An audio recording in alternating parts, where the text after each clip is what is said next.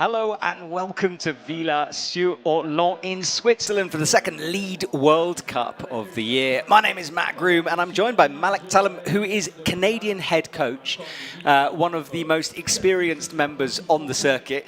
Malik, how are you doing today? I'm good, thank you.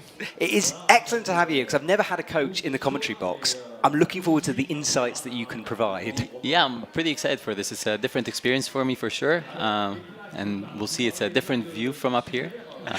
Yeah, we're in the commentary box looking at the wall, and that drone shot shows the stunning backdrop to this Villars comp. It was raining yesterday, we were in a cloud all day, but today the sun has come out. And in a second, we're going to have a look at the qualifying from yesterday. So let's sit back and see how the 26 athletes from men and women got to where they are.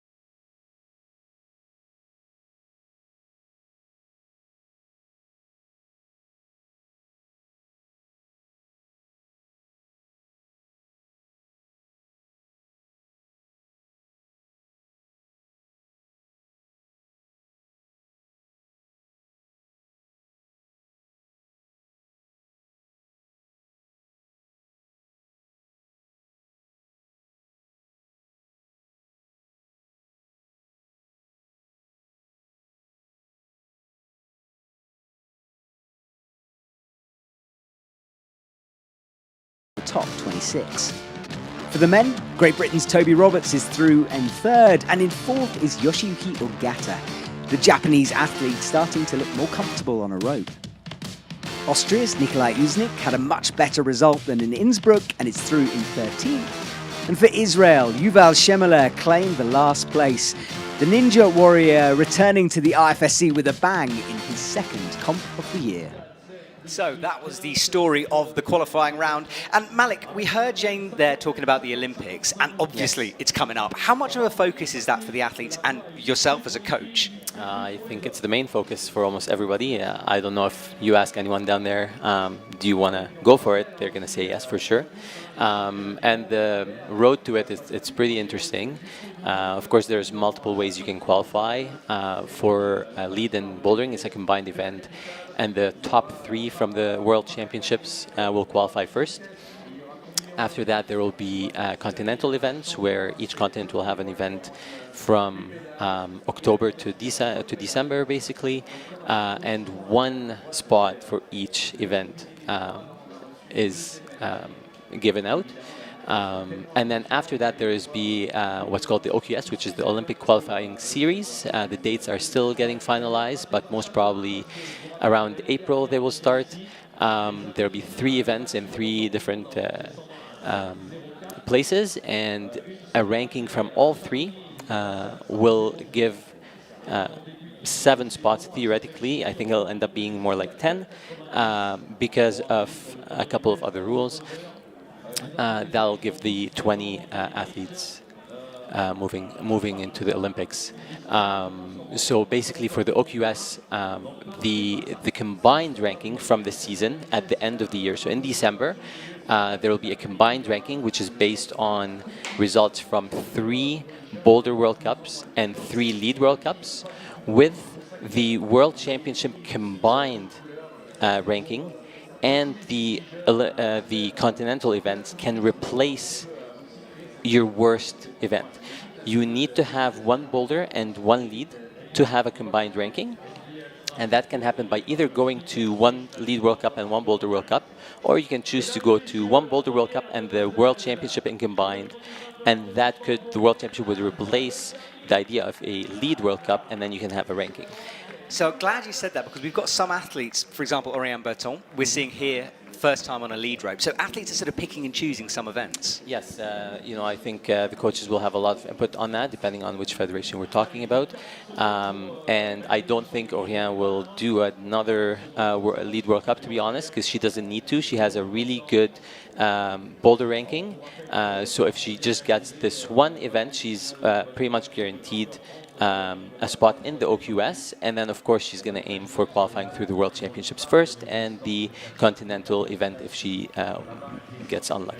Okay, well that's the challenge ahead, and right now Elnaz Rakabi from Iran is on the wall on this green route, and then Yuval Shemeler for the men on the right. But we'll stick with Elnaz as she gets through the bottom part of this route.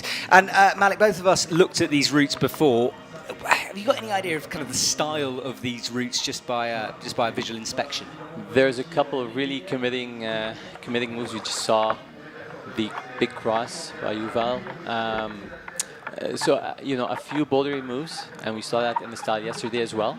But higher in the section, it's more, I would say, typical lead style. Lots of power, especially with the guys just past this section where Yuval is going to be. Yeah, we saw Yuval's trademark power scream there as he went up to the purple pinch. He's over from the US, where he's moved now to study. And there's our split screen. Elnaz climbing her way through the green. And Elnaz is in the first really tricky part of this women's route. I think that's going to be an interesting jump, very committing jump here. And you can see her taking her time, right heel hook locked in, but she'll need to figure a way of flicking that out. Having a good rest here sometimes works against you because you kind of commit less, but she figured a really nice way of going for it. Yeah, she swung her feet over to the left. Meanwhile, Yuval is still grinding his way up the route. Every move looks like it might be his last. Looks, very powerful. Apparently, you've got to match every single one of these blue ones at some point, and there's no feet, as you can. I mean, he's got a toe hook in, but there's nothing to stand down on. Yes. So Yuval trying to figure out this sequence, bumps the right hand up. Look, that's an aggressive He's screen. trying hard. He is. It looks like sometimes a power screen will have more energy than actually climbing the thing, but works for Yuval. And now he gets a moment of respite to shake out, and Elnaz is cruising through the white section. Nice. Oh, come on, Yuval. yeah, big bump up at the right. Hits it the second time. He's been screaming Nice drop. since about move 3. Again, crosses through to the right hand. And I'd say he might be burning out, but I've got no idea with This Yuval. one is going to be... He's still on. Unbelievable. Little heel up. Nice. Flicks into the heel, makes the match, but he's got to do that clip soon. And he's already into the head wall. Super speedy from him. Falls just on really the lip. nice effort. Good work from Yuval as he comes down, takes the big swing, but we stick with Elnaz as she has a drop knee in. And obviously, the reason you're here with me, as we just watch Elnaz here, is that none of your athletes got through, and we'll talk about more of that in a second. Sadly, yes. But the preparation for these guys, and it's coming up to 12 o'clock Central European time now. What kind of time are they getting up and getting ready for a competition like this? Well, for today, for example, I think 9:30 was opening of ISO, so you want to at least be up about an hour before, have some breakfast. Elnaz falls on a shouldery move. Yeah, so they've been up since 9:30, bit of breakfast. Yep. And then 9:30 is when Elnaz was definitely in ISO at 9:30. So maybe more like wake up at 8:30, get ready, settled a bit, settle the nerves, then pack up and move to ISO for 9:30 to warm up. Because of the observation, so even though we started now, the observation was half an hour before, so that takes away from the warm-up time. So you want to account for that when you plan your arrival time to ISO. There we go. There's so much complexity and just sheer logistics that goes into these events, because the warm-up area here in Villars is actually away from the wall, so there's buses that transfer back and forth. Yeah, it's about 5-minute shuttle bus. But they're really good at having enough shuttles to go. There's almost a shuttle every 5 minutes. So for yesterday, it was, I don't think there were any issues getting here. Well, Elnaz and Yuval are sitting on the edge of the wall on the benches. We've got a shot there back into the last warm-up area for the athletes. There's a small climbing wall, a couple of holes in there, and the athletes come from behind the wall into this waiting area, and then they enter the tunnel as the seconds tick down. Yeah, they usually like to have about 3 or 4 athletes behind the wall ready for being tied in and prepared, so it's not a last second tie in and get right into the wall. You can give them time to settle. Yeah, you don't want to be rushed, do you, as you come out. It was here that Janja Garnbret forgot her chalk bag, didn't she? Well, she didn't forget it. It dropped after the third move. Okay. Yeah, so it was. I actually have an entire video of it. It was pretty impressive. Yesterday, actually, one of the Belgians, his chalk bag dropped halfway through the... Common problem, yeah, clearly. it's really interesting here. I don't know why. Right, Hamish MacArthur from Great Britain is underway. He was 27th in his last competition. Heartbreaker last comp for sure. Well, you get that feeling with Hamish that, I mean, obviously he's, incredibly talented, but just been missing out on the cut recently. Yeah, I mean, once you know you're good, sometimes it takes a while to get used to that and get used to the pressure. But he's such a good athlete. I'm really happy to see him in semis again. Yeah, and on the right hand of your screen is Annie Sanders. Now, she's down as Anastasia on the official list. She doesn't like that. She likes Annie, so that's what we call her. We'll go with Annie. Exactly. And she's a bit of an endurance beast. She is. She's still super young. I'm curious. I was curious about this move for her because I didn't think she's gonna like to jump for that hold. She's just trying to figure out a different way of doing that. A for creativity. Yeah, I mean, how much of that is a part of it? Because we know that Annie doesn't like a jump. I mean, this might actually punish her later. Like, she's spending a lot of energy trying to figure out this move and how not to jump for it. I think once she jumps, she's gonna realize, it wasn't that bad. Yeah. Well, we saw Elnaz do the same thing, sort of pause, rest, work it out. Yeah. Hamish is grinding his way through the blue section. He's about to enter sort of the middle crux section of this route. Makes the clip. And let's watch Annie as she sets up for. She does not want to jump. And as a coach, if you get an athlete who perhaps has, not a weakness, but an area of their climbing they don't like so much, do you say to them, look, just figure out different ways, or do you force them to work on those weaknesses? Ooh, it depends on the athlete. sometimes athletes don't like being forced to do stuff. Sometimes they're open to it. But it's not about, I mean, listen, when you're under pressure, whatever comes natural to you is what you're going to do. So if, Oh, wow, sorry, nice. we just saw Annie double jump there. Very nice. So, you know, it's, for me, I like to give athletes the option, like if they figure it out in a different way, that's fine. But, you know, try to explain to them, hey, like, this is a different also way of doing it. And we should be able to practice that just in case you're forced to do it at a comp. All right, well, Annie's through that section, but it might have cost her a bit in energy. She tried going feet first, and Hamish has a toe hook locked in, and he'll take a moment to shake out here. Mensru seems to be climbing very quickly. I mean, he's almost at the head wall already.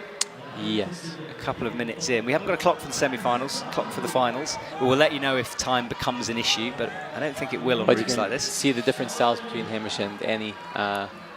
They're about 5 draws separated right now. Yeah, Hamish super quick. Annie is resting on the white section. Hamish into the head wall. And this is roundabout where Yuval fell. Gets the right nice, hand. Hamish. He's screaming as well. Hamish, couple of moves away. Heel slips off. Yeah, that left dish he was on is not as good as it looks. All right, Hamish returns to the ground. Good performance from him. We'll have to wait and see if that's enough. Remember, only 8 athletes make it through to the finals, and Annie has spent an age resting on these crims. And now she crosses through with the left. And we'll look to unwind. I'm not sure Her she's... elbow's gonna come a little bit high. She's getting tired for sure. And hands, yeah, flicks it around the rope. Wow. Now this is where Annie Sanders' endurance needs to play a part. She's pumped, she falls, and I think, as you said, going feet first through that bottom section cost her. Yes, absolutely. So Annie has a look up. So she hits the same spot as Elnaz, and because they were tied during qualification, they'll still be tied for semifinals.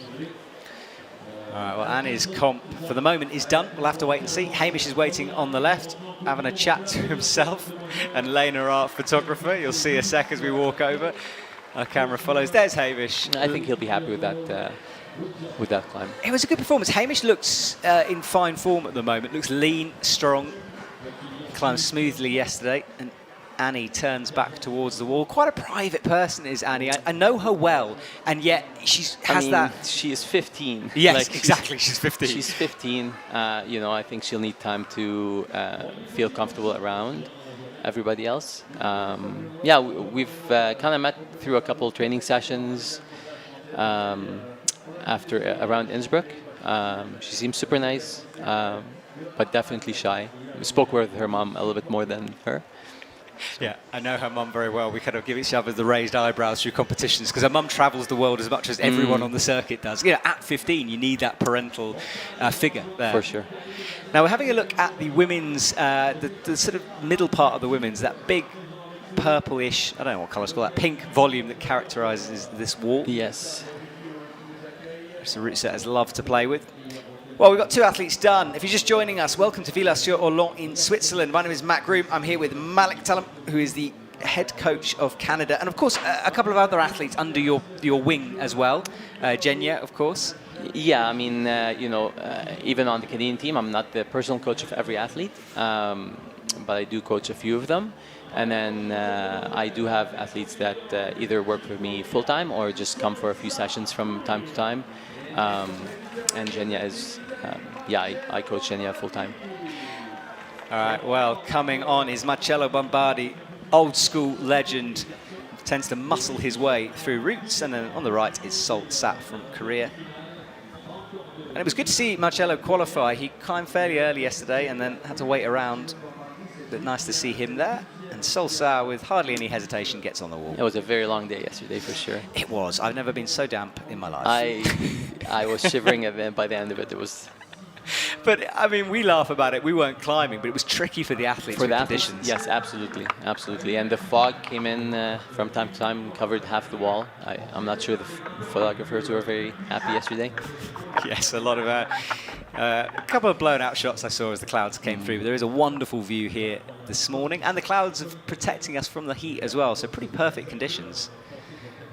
And Marcello launches himself up into the first of the hard sections, and Solsat is about to try to figure out this jump. It's innocuous, this jump, because it doesn't look too bad from the ground, but then you realize how big the swing is with the feet over to the left. Yes, and you know, when you're on the wall and you're kind of jumping backwards as well. Wow, nice.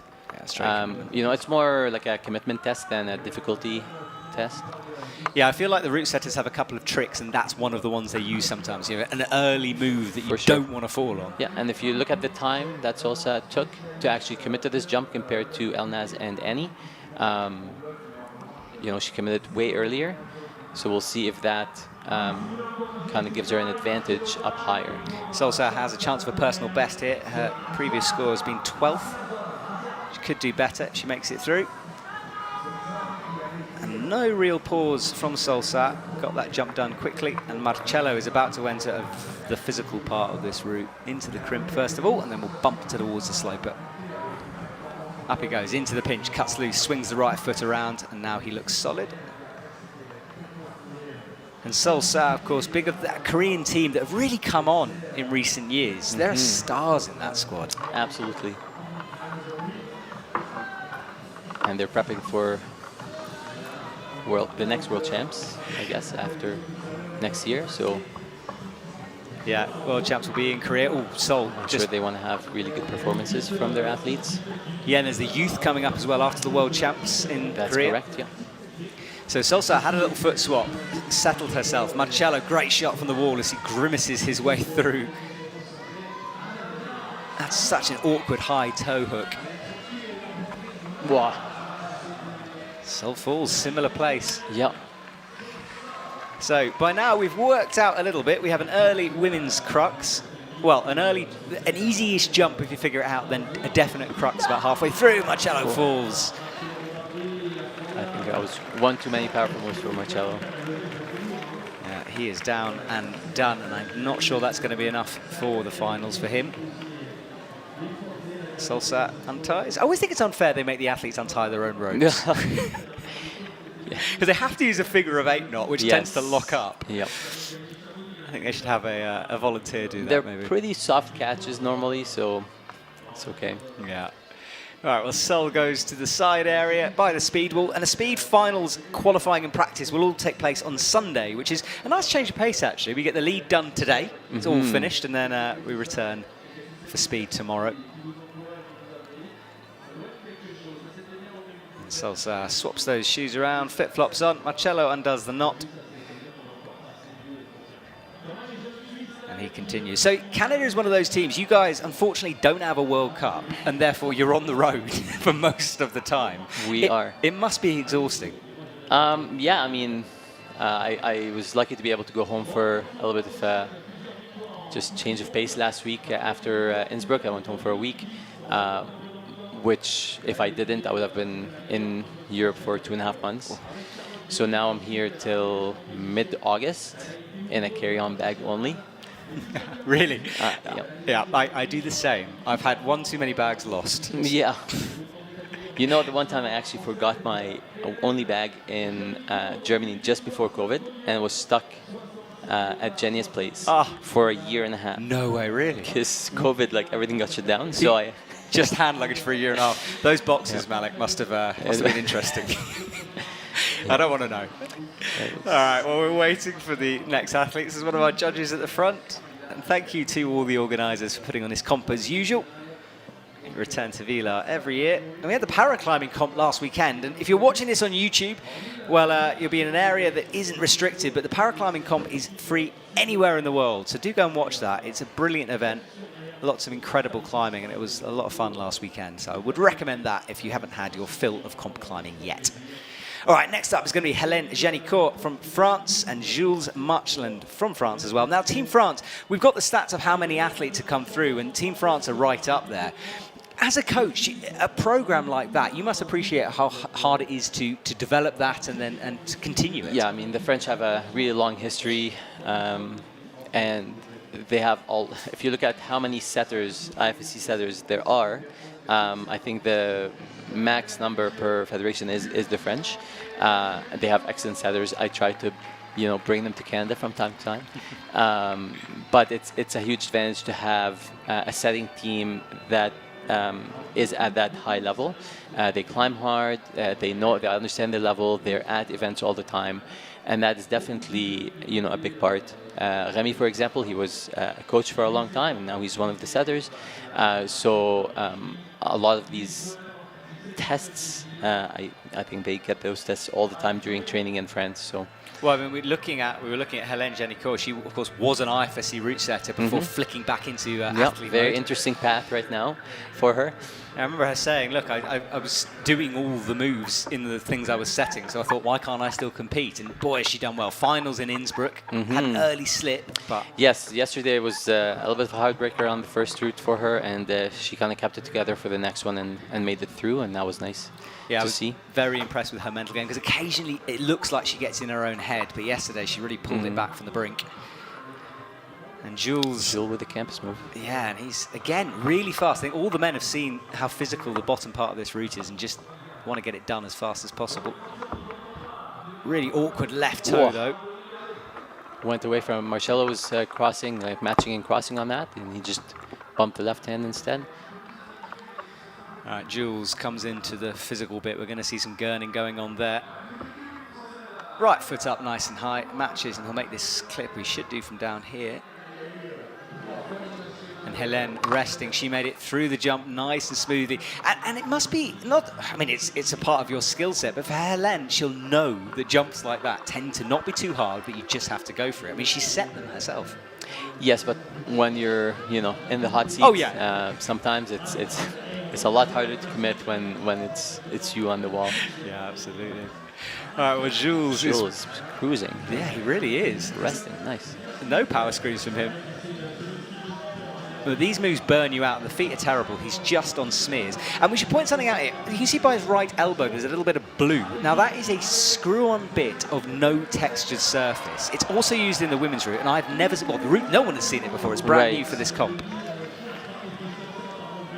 You see our split screen.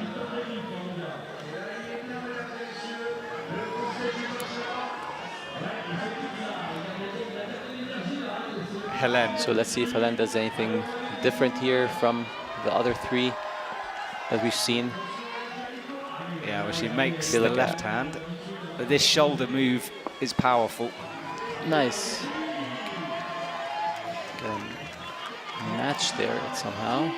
Yeah, and Jules is reaching a high point as well, but watch this left heel, it's slippery, and he immediately turns it into a toe. But he's going. There's the match from Hélène. Yeah, so he gets at the same point as Hamish, but because of countback, he'll bump ahead of him for now. Jules looks absolutely wasted out there, gave it everything. Look at this from Hélène. Now this is another Cruxy sequence.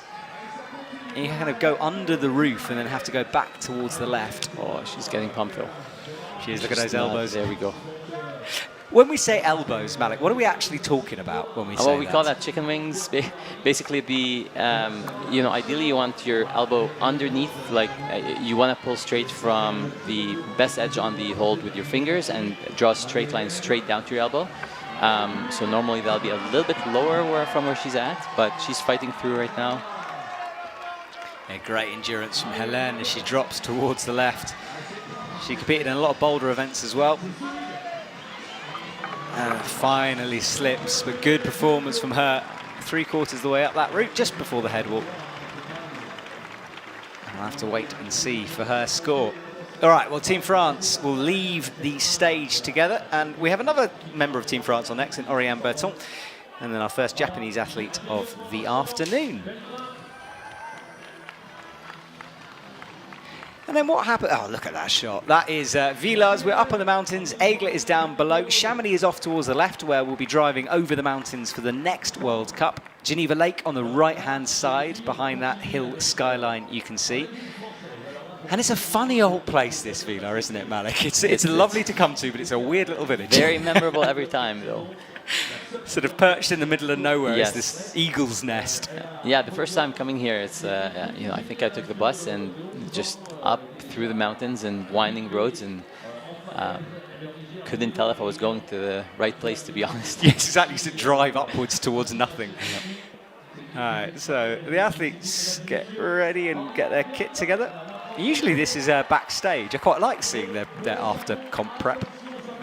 Yeah, it gives us a perspective that we usually don't see. A little bit of the emotions of the athletes right after. Right, Haruki Amura from Japan is on, and there is Oriane Berton, her first lead comp of the year. And really, as you said, this is a points game for her, especially at this point. Yeah, and you know, with the World Championships coming up, I would assume they're going to go back to training because, again, she has such a good boulder results that she does not need 3 lead events.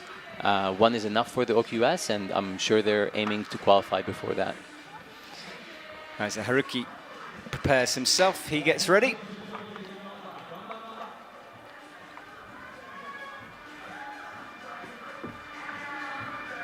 And both athletes now underway.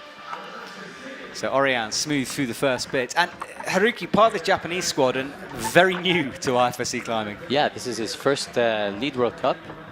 So that's actually his first World Cup in either discipline. So really nice, you know, I mean, the Japanese, you don't expect anything else, anyone coming in. You expect them to be in semis and moving to finals even. Yeah, it's ridiculous. I always talk about the difficult task Japanese selectors must have. Oh. A nightmare with this many good athletes. Yes. And Miho Nanaka was downgraded her score yesterday because she stood and used a bolt. Yes. Shame not to see her today. But it happens. We have. It's you know, I mean, I'm shocked that happened because you can see right now almost all the bolts have covers on them, and it's okay to stand on the cover. So it's too bad they missed one maybe yesterday, and yeah, I'm kind of surprised they don't just. I actually spoke to a route setter this morning about it, saying, "Look, why don't you just cover them all?" And he was like, "Well, some of them you just won't stand on." But yeah, I think by the time we get to the Olympics, we'll see all bolts covered. Absolutely. Right, Oriane is powering her way through, as we'd expect from her style, on the left, and then Haruki is on the physical part now. Look at this from Oriane, easily into the shoulder. Nice. I'm trying to work out if that's sun cream or chalk on her back. Kind of like, yeah, I think it's sun cream. Oh, she's looking for the knee bar there. I don't think there's Not one to be gonna had. find it. No. Come on. Oh. Misses the jump out to the right, so slightly beneath where Helene was. But for Oriane, 4 points. I think that's a great result. Yeah. She's more of a boulder specialist. All right, well, let's stick our PTZ camera on the wall as we can see Haruki coming under. Looking very, very calm. But you can see how awful the feet are from that shot. Just smearing, pressing against it. Oh. And a slip, early slip for the men's route. I think it's easier if you grab the hold as an undercling. Instead, he had his hands kind of left hand thumb down. I think if he flipped it and had his left hand on the left side, so as an undercling on both hands, it would have been a better position. So Oriane's talking to the MC down at the front. I love this. This is brilliant. MC is, well, notorious on the scene. He's in Chamonix, he's in Villars, Briançon. She now leaves him, goes to the edge, and everyone gets set for the next series. And they're actually bringing out a tent for the athletes now. So you can see it coming onto the screen. Hopefully because it's the sun, not the rain. I think it must be sun, although having said that, the clouds aren't looking wonderful up there. We'll stay positive. We'll say it's the sun. After yesterday, I had to. We did have, to let you know if you're listening at home, a horrendous weather forecast. I woke up in the morning yesterday and I was convinced that competition wasn't going to go ahead. I was like, 40 mils of rain or whatever it was, no way. But luckily, it held off enough. Yeah, yes, I'm very happy that we finished, but I'm shocked. Yeah, it was an experience. Go check out the photos if you haven't already from yesterday. That's our crowd as the drone passes by. And the next 2 athletes are on. Luka Potiča from Slovenia and his teammate Luka Rakovic. And Luchka needs to have a good comp here. You know, it's been up and down. I think sometimes struggling with confidence, and I want to see her back in a final. Yeah, I'm curious to see what she's going to do with that jump, if she's going to commit to it or not. And Luka, I mean, after having last season was amazing for him. He missed finals last comp in Innsbruck. Let's see what he does here today. Yeah, brilliant. It is home World Cup in Slovenia last year. He cruises up, gets that clip in from fairly high up above it, makes it into a double. And Lučka is underway on the left. So Luka into the intermediate crimp. It's just used to adjust the hands so you can do that across.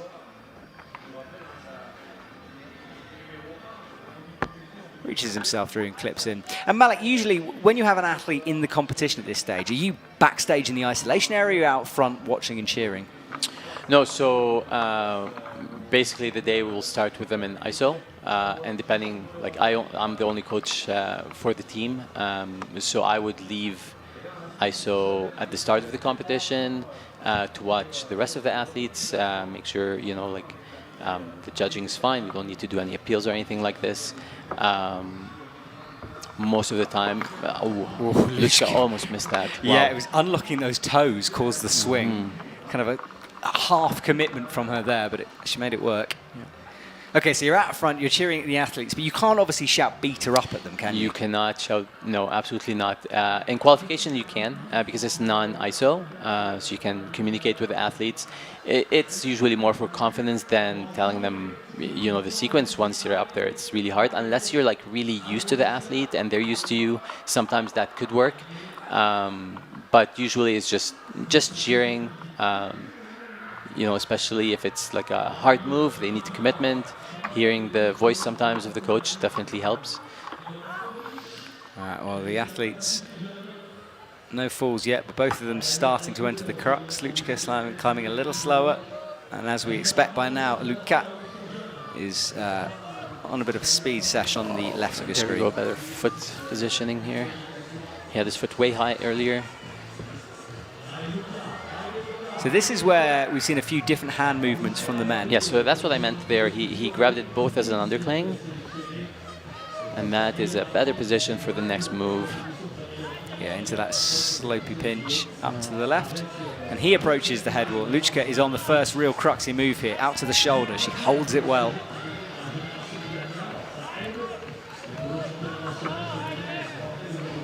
Look at that from Luka. Yes. Clearly still fresh.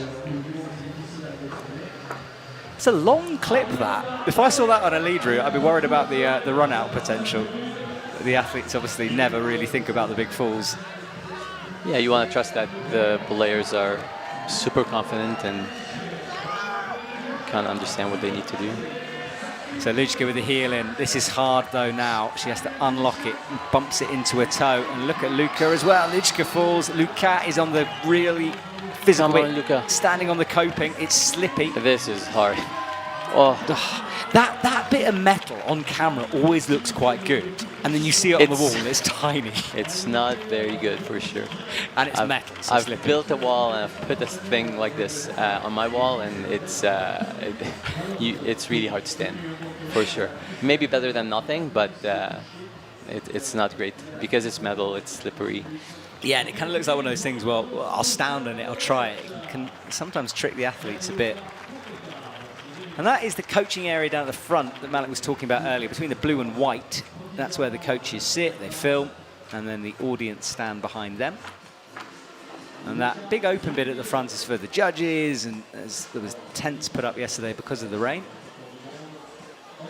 And lots of funky looking lights. Careful, Mr. Drone Man, don't hit a tree, please. So there's everyone. Nice atmosphere here in the stadium as well. There's food down the side, there's a drinks area at the back. Nice to see Tom back from Team GB. Had a bit of a break from comp climbing and he's returns to the circuit.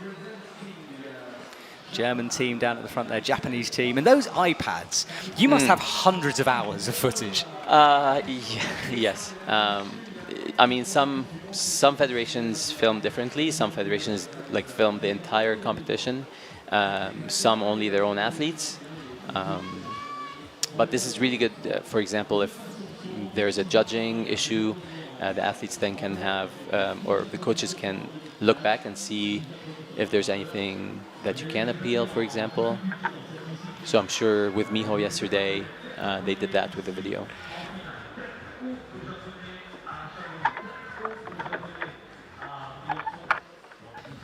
All right, so on the left, Ryo Nakagawa gets going from Team Japan. And then Taisei Homa on the right, another Team Japan member. He had a fairly early slip for him on one of the routes yesterday, and he had to bounce back. Ryu gets stood up underneath those stacked volumes. You can see the lights shining off the no-tech surface. Works her feet through into the heel hook. And looked for a second like she was trying to get a knee bar in there. With the women, seem to look for knee bars everywhere. Well, there is a very special knee bar blocker at the top of the women's route, which we'll chat to when they get there, but it's been deliberately placed, but that will come up later. Taisei Homa is doing well, a regular in the finals. Oh, nice. And an easy swing from Ryu. Yeah, Taisei Homa, regular in the finals. He's won World Cups, of course. A real lead specialist in that Japanese team. But is there place for specialists nowadays? Well, I was going to say maybe it's less pressure on them right now because with the so-called non-specialists, they feel like they need to perform for more reasons. You know, but more and more right now, everyone's... I mean, I would say Orion is a boulder specialist for sure. Yeah, and people like Toby Roberts, of course, will climb later on. He was definitely a lead specialist until recently, and he's turned into a gold medal winning boulder. No, Toby's like having a phenomenal season. It's really impressive. Really, really cool to see. All right, keep an eye on these. Ryu is through the hard bit, or the bottom section anyway, into the crimps, which are all blocked and fairly nasty. And Taisei Homa is going to have to work this out and fight. He's struggling a little bit here. There we go. Yeah, the athletes have had time to get into lead shape by now. Seems like most people have been living in Innsbruck for the last couple of weeks, training on that giant wall. Ryu tries to figure out the right foot. There isn't really one. Just goes straight up with the left hand. Nice. So she went with the heel. Yeah, makes the clip. Taisei is looking very confident as he comes into the pinches, but as we know, the men's crux is on that head wall. And that's the coping you can see with that shot. And now you understand, oh, we lose Ryu. She falls again on that big green volume, has a questioning look around the corner. Her left hand on that crimp wasn't perfect. She just missed the hold a little bit and couldn't adjust, so she tried to go for it, but... This is hard for the men, because that left heel kind of gets in the way. This is the high point right now.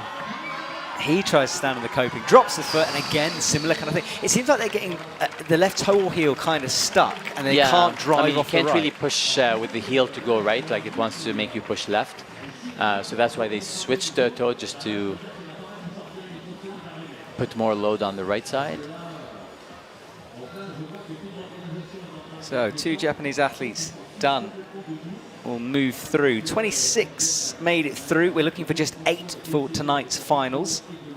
That lead wall will be stripped. 2 brand new routes put up. And you can see now, I think it is a bit of rain out there, because they're moving the tent towards the walk-in zone. And yesterday that was heavily covered and had matting on the floor. So perhaps a bit of drizzle out there. Doesn't seem it's affecting the spectators yet. They're still sitting enjoying.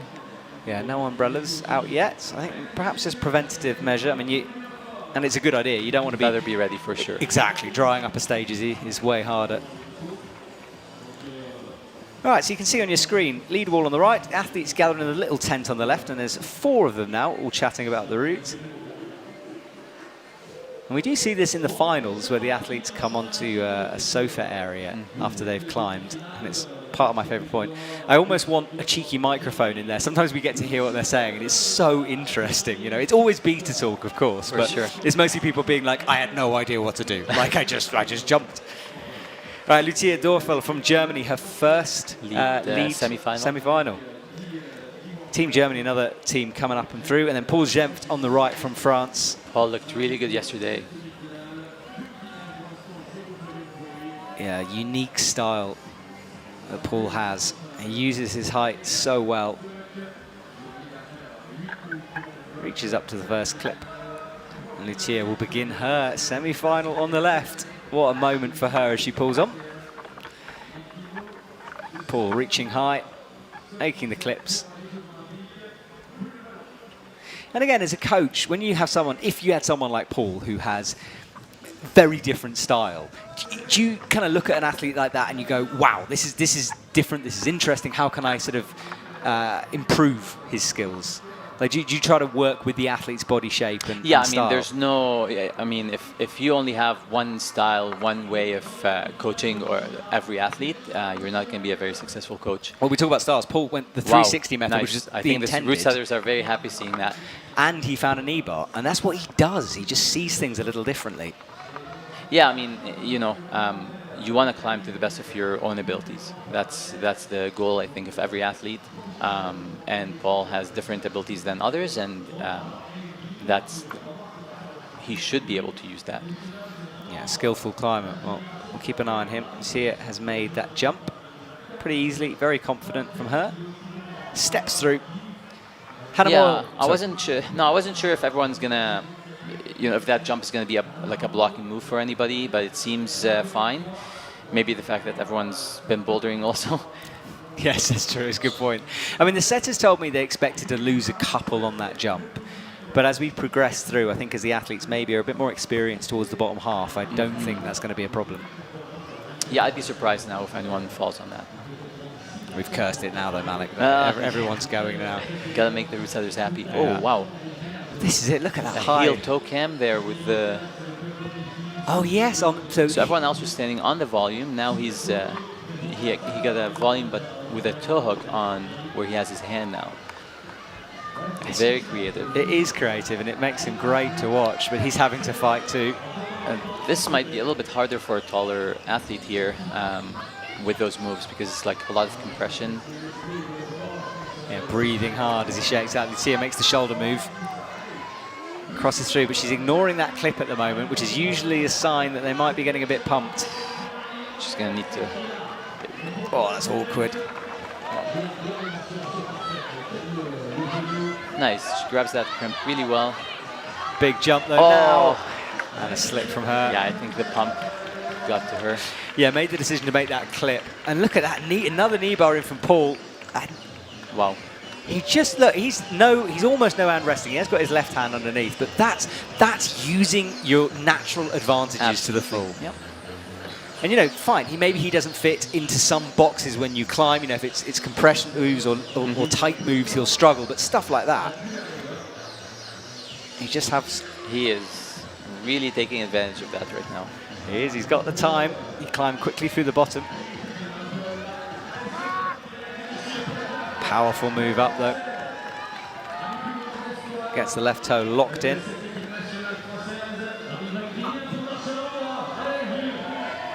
And this big cut loose move that no one's dropped so far. Gets the right, I don't think anyone's dropped so far. Gets the right foot, rocks upwards. And Paul approaches the head wall. You can see the jib on that yellow. Oh, so slow motion, that fall. Wow, very dramatic move there. All right, so let's imagine you're in your coaching role right now. Your athlete comes down from the wall, they then leave, they come into the stadium. Do you have to play how you behave with them depending on the athlete? You know, sometimes it's comforting. What do you do? Listen, I'm not gonna lie, my emotions are on my face all the time. They're gonna know exactly what I'm thinking, I think. But every semifinal is different for each athlete. Like for me, even qualification round, like every athlete is at a different place in their training. There's different goals. Some athletes right now are only focused on OQS, right? So whether you're 15th or 25th, maybe that's not a huge difference. But if this was your performance and we came to this comp to make finals and win or whatever, then it becomes a different aspect. So my reaction is based on each athlete, what my expectations were for them, and then did they climb to their potential for the day. Some aren't fully ready yet. It might be world champs that they're ready, not now, and that should be okay. So the assessment changes. And I think people underestimate how much of a people person you have to be as a coach. I mean, for example, like I hate tough love. You know, I need to have my hand held through stuff. But you have to change and you know, adapt to the athletes you're working with. Yeah, if you're not adaptable, it's going to be a struggle for sure. Different athletes have very different mentalities. You know, they might take a comment as criticism, not as, you know, an attempt to improve performance. And it takes a while to read each athlete. Yeah, experience counts. Well, Lynn van der Meer from Netherlands is on the left. Neo Monchois from France is on the right.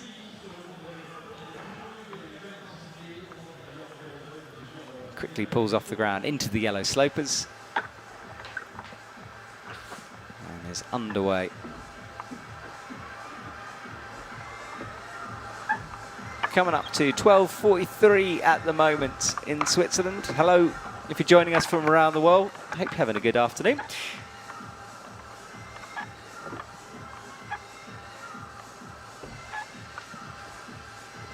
And let's watch again as Lynn goes up for the, try to do it statically. It's just too extended to do that statically. She's in now, and we'll take a moment to rest here. Neo is through the yellows, climbing a little slower than some of the other men we've seen, just taking his time. Time not a factor, no tops so far. And you just saw the score as well. We'll keep that updated as we go. But if you don't know the rules of lead climbing, every hold is worth a point. If you use the hold going to the next one, you get a plus, and that plus is always controversial. It's up to the judge's discretion, but basically you have to move your center of mass and gravity towards the next hold, yeah, and you can't just slap for it, can you? No, I mean, you need to be moving upwards towards that hold. You need to show that motion, and you need to be using the previous hold. So let's say I'm on hold 19, I jump to grab hold 20 and I fall, I get 19 plus. But if I grab 19, didn't like it, went back down to 18 and tried to jump up to hold 20, I don't get the plus unless someone else does that and sticks the move. So there's lots of, sometimes there'll be confusion in terms of the pluses, and sometimes that changes in scoring after halfway through the round, for example. Yeah, and that's a very good point. When you're watching this live, as you are, of course, back at home, then do remember the results can alter after appeals, and we'll talk about appeals during the cleaning break because it's a fascinating topic, but what happens in the results, once this comp finishes, that can change. All right, Lynn is into the green. Her crux is coming up. And Neo is underway. He was 30th in Innsbruck. Hadn't competed since 2021 before Innsbruck, so good to see him back. So half the athletes have been using the heel up where she just puts her toe there, and half are going with the lower foot. She tried the heel, didn't like it, and then went down. Yeah, we've lost Lynn on the left. We'll stick with Neo as he comes into the thuggy section. You can see the amount of chalk on these holds. Out to the right, so the crimp locks it off.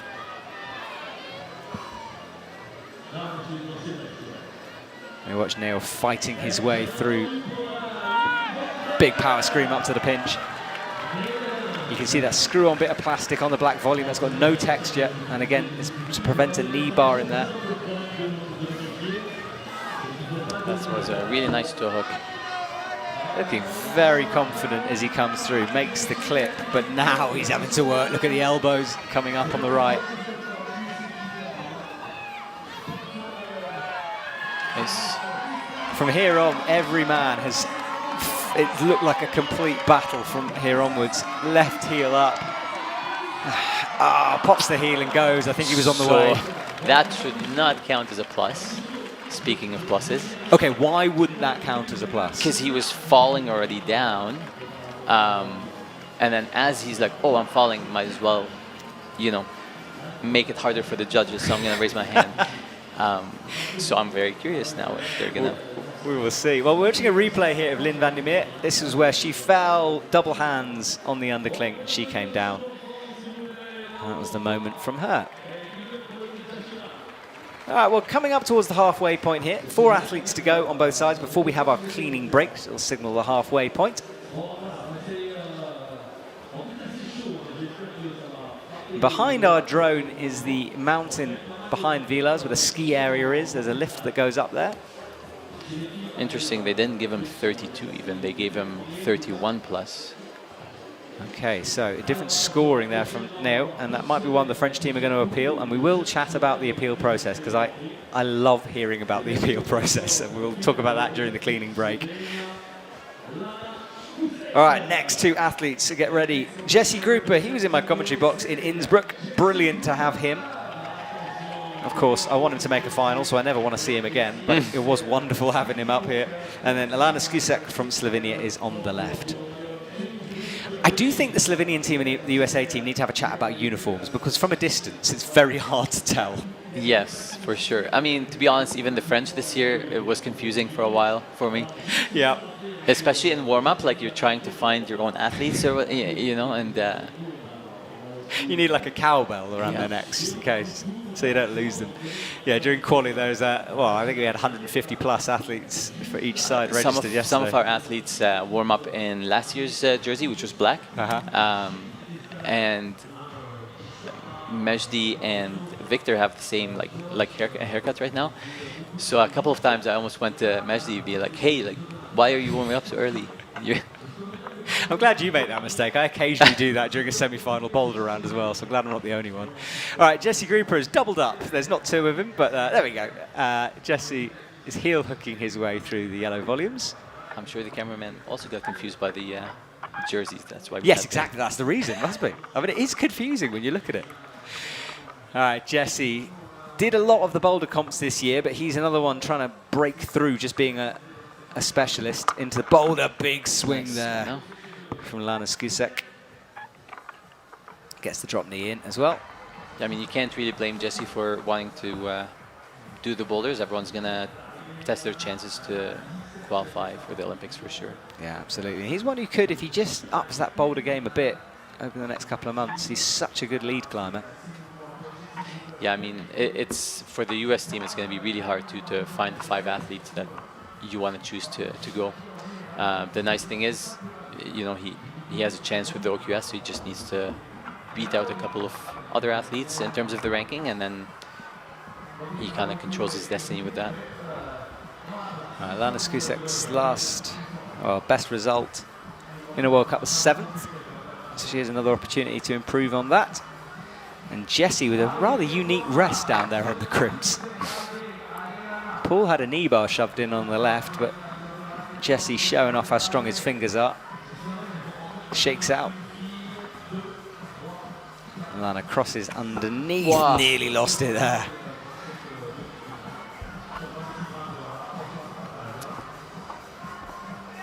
Our mic's on the wall, picking up a lot of the sounds. And the athletes aren't kicking the wall quite as hard as that, but it's really good to see. But her left hand slip as she went for the shoulder. Yeah, the last 3 moves for Lana, she was too stretched on each move. So no go for Lana. Now it's interesting when we talk about styles. Jesse is not the fastest climber in the world, and he has certainly taken his time through the bottom. Yes. Jesse climbs very meticulous and slow. I think he has incredible grip strength, so he tries to use that to his advantage. He's able to rest on certain holds. You know, I mean, he won 2 World Cups last year in Briançon. I'm still trying to figure out how he kept holding on. Like, it was incredible. Like, I thought he was going to fall like maybe 12 moves beforehand, and he kept on kind of falling upwards. He absolutely does. He gives me the sweatiest fingers of any athlete. Him and Taisei Homer. For sure. I'm like, and I said to him, I was like, Jesse, please stop looking like you're always about to fall off, because it gives me a heart attack. Right, he reaches through to the jib, and that's the first time I've already seen that, actually. There is a jib under that. But then the other hand has to use the sloper. Nice hand bump on this sequence. Wow. But a fall for Jesse, and that is not going to be a finals place for him. Looks back up on the wall. His teammate will be up next, Colin Duffy, and Vita Lucan from Slovenia. And Jesse breathing hard. I mean, that's really his anti-style in terms of, it's not crimps, it's not stuff that you can just control fully. You got to move through the holds. So open-handed holds, it's a little bit tougher maybe for him on that section. We can see a lot of the athletes breathing hard. How much does altitude affect them? Because we're fairly high here.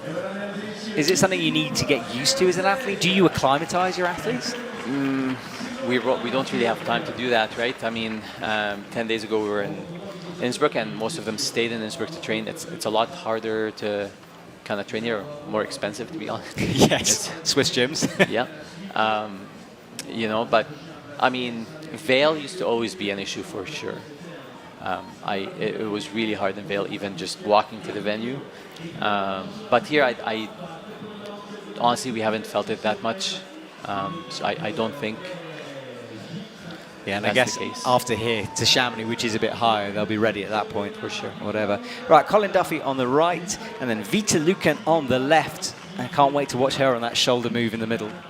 Yeah, it's nice to see Vita. She got back last comp in Innsbruck. She has a knee issue a little bit, so it's really good to see her back. Yeah, and Colin Duffy, his story of the season is close but so far. Yes. You know, I mean, gosh, it's heartbreaking. Nearly made finals so many times. Yeah, but I mean, if you're able to deal with that, that's what makes you great. You know, he's been able to make it when it counts. You know, like, I mean, no one expected him to be in the Olympics, to be honest, right? And so he's definitely a favorite still. Yeah, of course, double gold medalist in Innsbruck last year, so he's definitely got the talent for it. Just needs for it all to come together. I feel at the moment with Colin, he just needs a massive confidence boost. You know, he just needs to get into a final and then be like, right, okay, we're all good, and carry on. And look at that confidence. Maybe that, I was just going to say, there we go. Yeah. He heard you. He did. They do. They listen. Come on, Vita. Perfect. Oh, look at that left arm lock off. She's so strong at that. Nice. That'll give her a little bit of confidence for sure, too. All right, well, Vita's through safely. No one falling on the jump yet. And Colin cuts loose, swings the feet over to the right.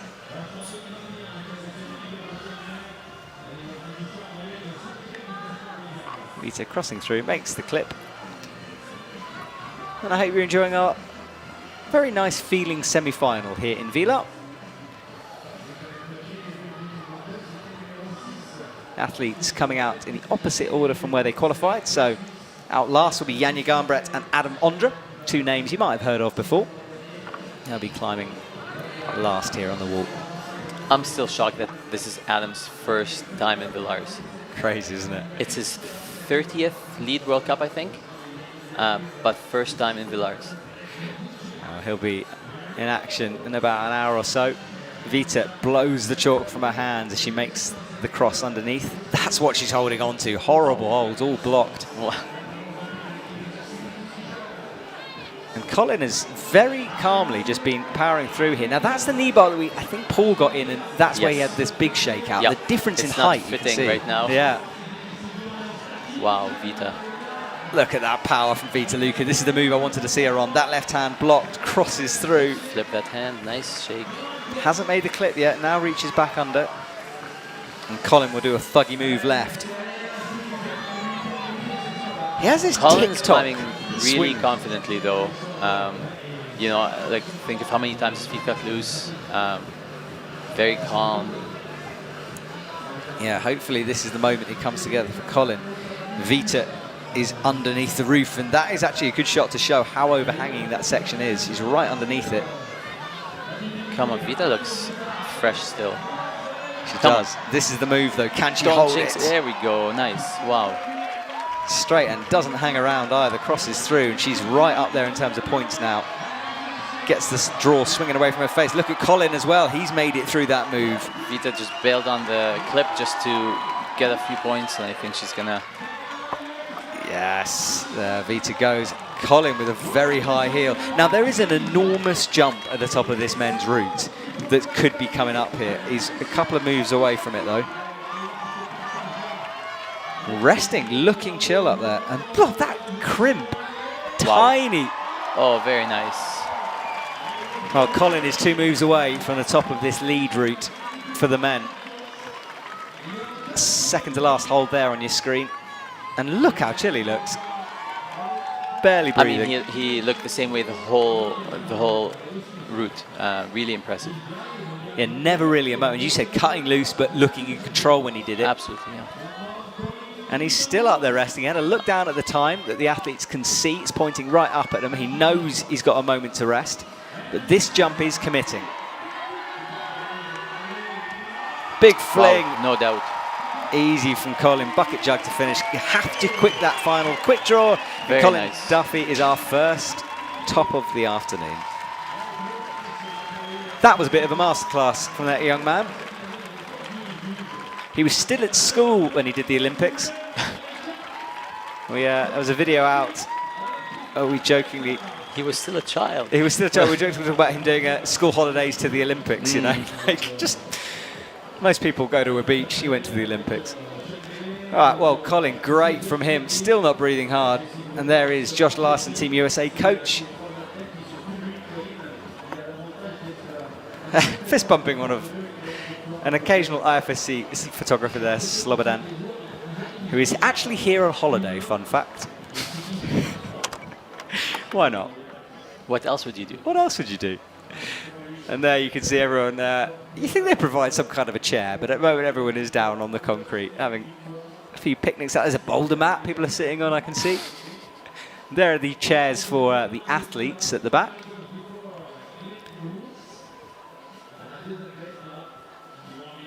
So yeah, a bit of a festival atmosphere here. It'll be like this in I think Chamonix. the organizers did a great job turning a parking lot into a really cool venue. Yes, we've had a few parking lots as venues this year. Yeah. Czech Republic in Prague. Yes. That was definitely a car parking lot. Right, Sean Bailey comes out. He's had success here in Villars a few times. And then on the left from China, Yutong Zhang enters.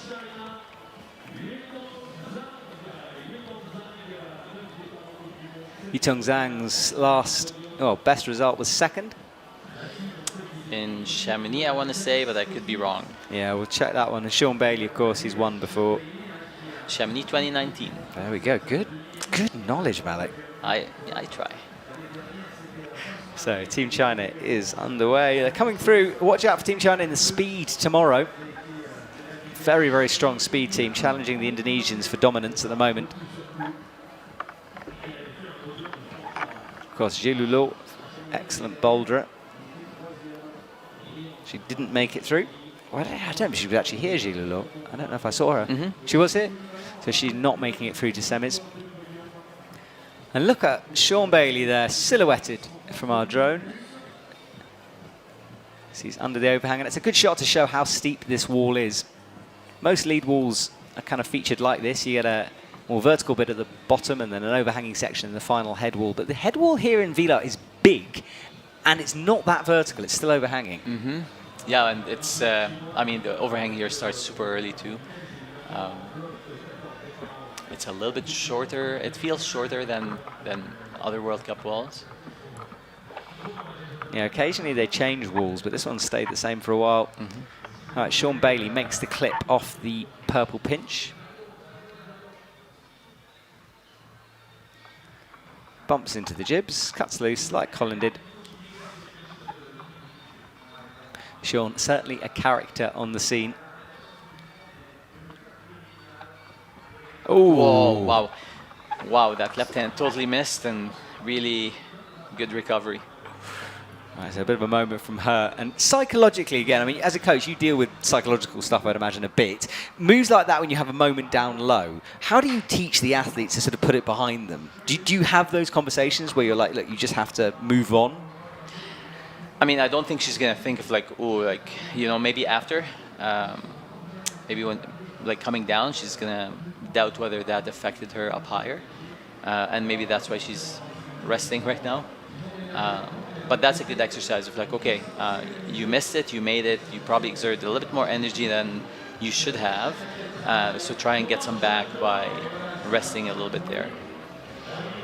Right, she goes through. Especially, I think it's the best hold on the whole route. Yeah, at least it is a jug they go to. Sean cutting loose, getting the heel in, looking as smooth as Colin did. A little micro shakeout here. Great shot. That is Yutong's left hand, I think.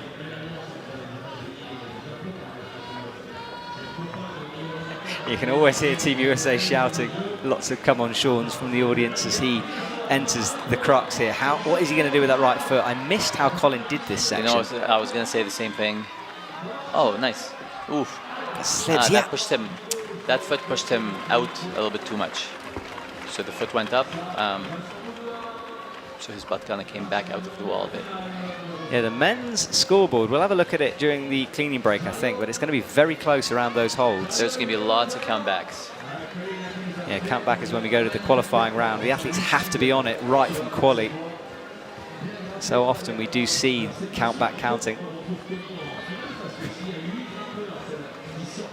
Yuntong Zhang rests underneath. She's got the clip in, but a big move to come off that left crimp.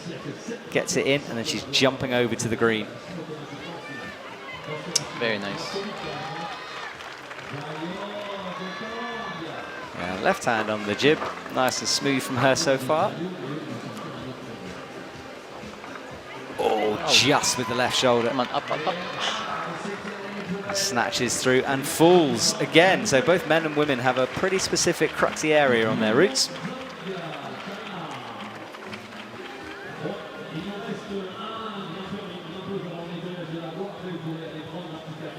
So the athletes swap around once more. We've got just one man and one woman to come before our cleaning break now. Stefan Schretz from Austria and Manon Healy from France. Good to see Manon back. Again, another one of our specialists in terms of lead. And more than capable of making the finals here this evening. The route set is really using all of the real estate available on that wall. I'm just looking at it. They've twisted the routes around. Yeah, I mean, you want to get a specific number of moves. So interestingly, the men's route is exactly 40 moves. The women's is 48. Because of the combined in burn, I think they were testing a little bit too in terms of the setters. A few of the setters are going to be here, also will be in burn. So for the combined lead route, it has to be 40 moves. Right, those are the scoring holds. It could be a few extra, and then the first few holds wouldn't count. But ideally, it'll be 40 moves, and every move counts. So I wonder if they were kind of testing that a little bit today. Yeah, I like that rule change because when we, the combined format has developed a bit over the last year and a half or so, and there was definitely a time, in Munich, where the first quarter of the route didn't count in terms of scoring, which I did not like as much. Yes, a huge disadvantage to the boulderers. Absolutely. So that has been tweaked a bit. All right, Stefan is climbing very quickly. He's just powering his way up. Manon Healy a little slower on the left, taking her time. Stefan has some of the biggest shoulders in climbing, I swear. He's enormous. When you walk up to that man, he's just gorilla-like in his movements. He's just got huge arms. You can see they're stretching out. And Manon Healy is into the jump. Let's see how she does this. She's experienced enough. 29 years old, been on the circuit for a while. 19th. Very nice. Yeah, nice jump from her. 19th in Innsbruck.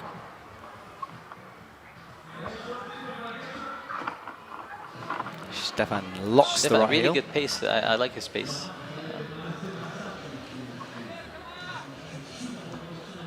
Yeah, pace is always so tricky to judge, isn't it?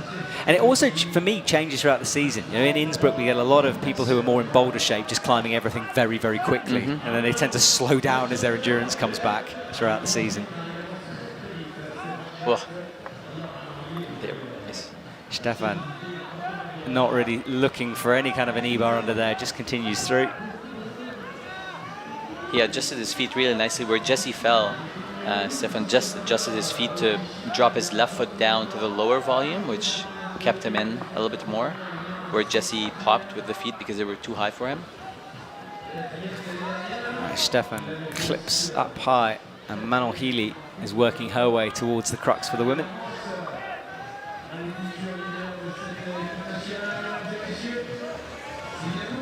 Stefan locks off that left crimp, and now he's got to do this throw to the right. Oh, he goes left hand. Wow, need to switch feet. Draw. Pops the right. I think that was a mistake. Maybe he was too pumped to do the cross. So at least he gets the score for that move. Maybe he would have just got a plus instead if he did it the proper way.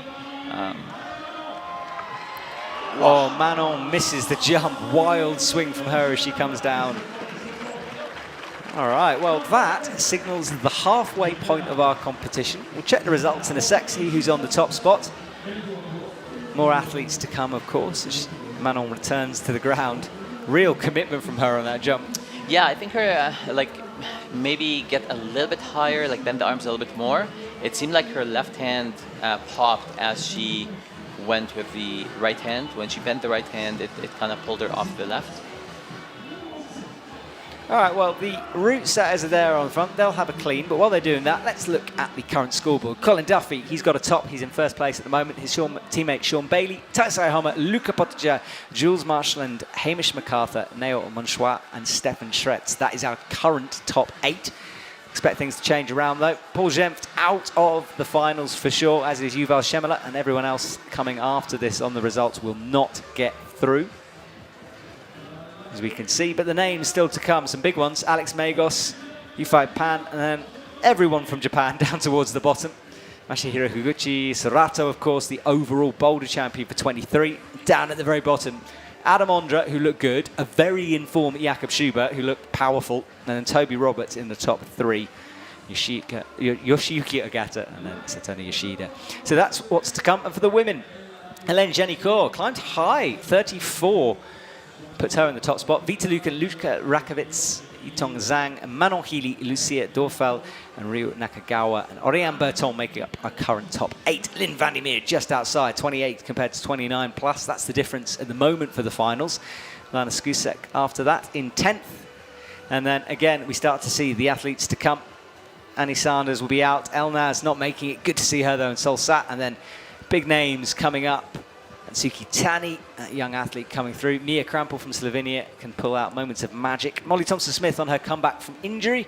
And down at the bottom, Team USA come in. Brooke Rabatou and Natalia Grossman. Jessie Piltz, who got a medal last week in Innsbruck. And Janja Garnbret will finish things off. All right, well, Malik, I said I wanted to talk about appeals because it fascinates me. Yes. Oh, sorry, go on. No, well, this might lead into it. So I'm not sure why, but Yutong was scored 33 plus.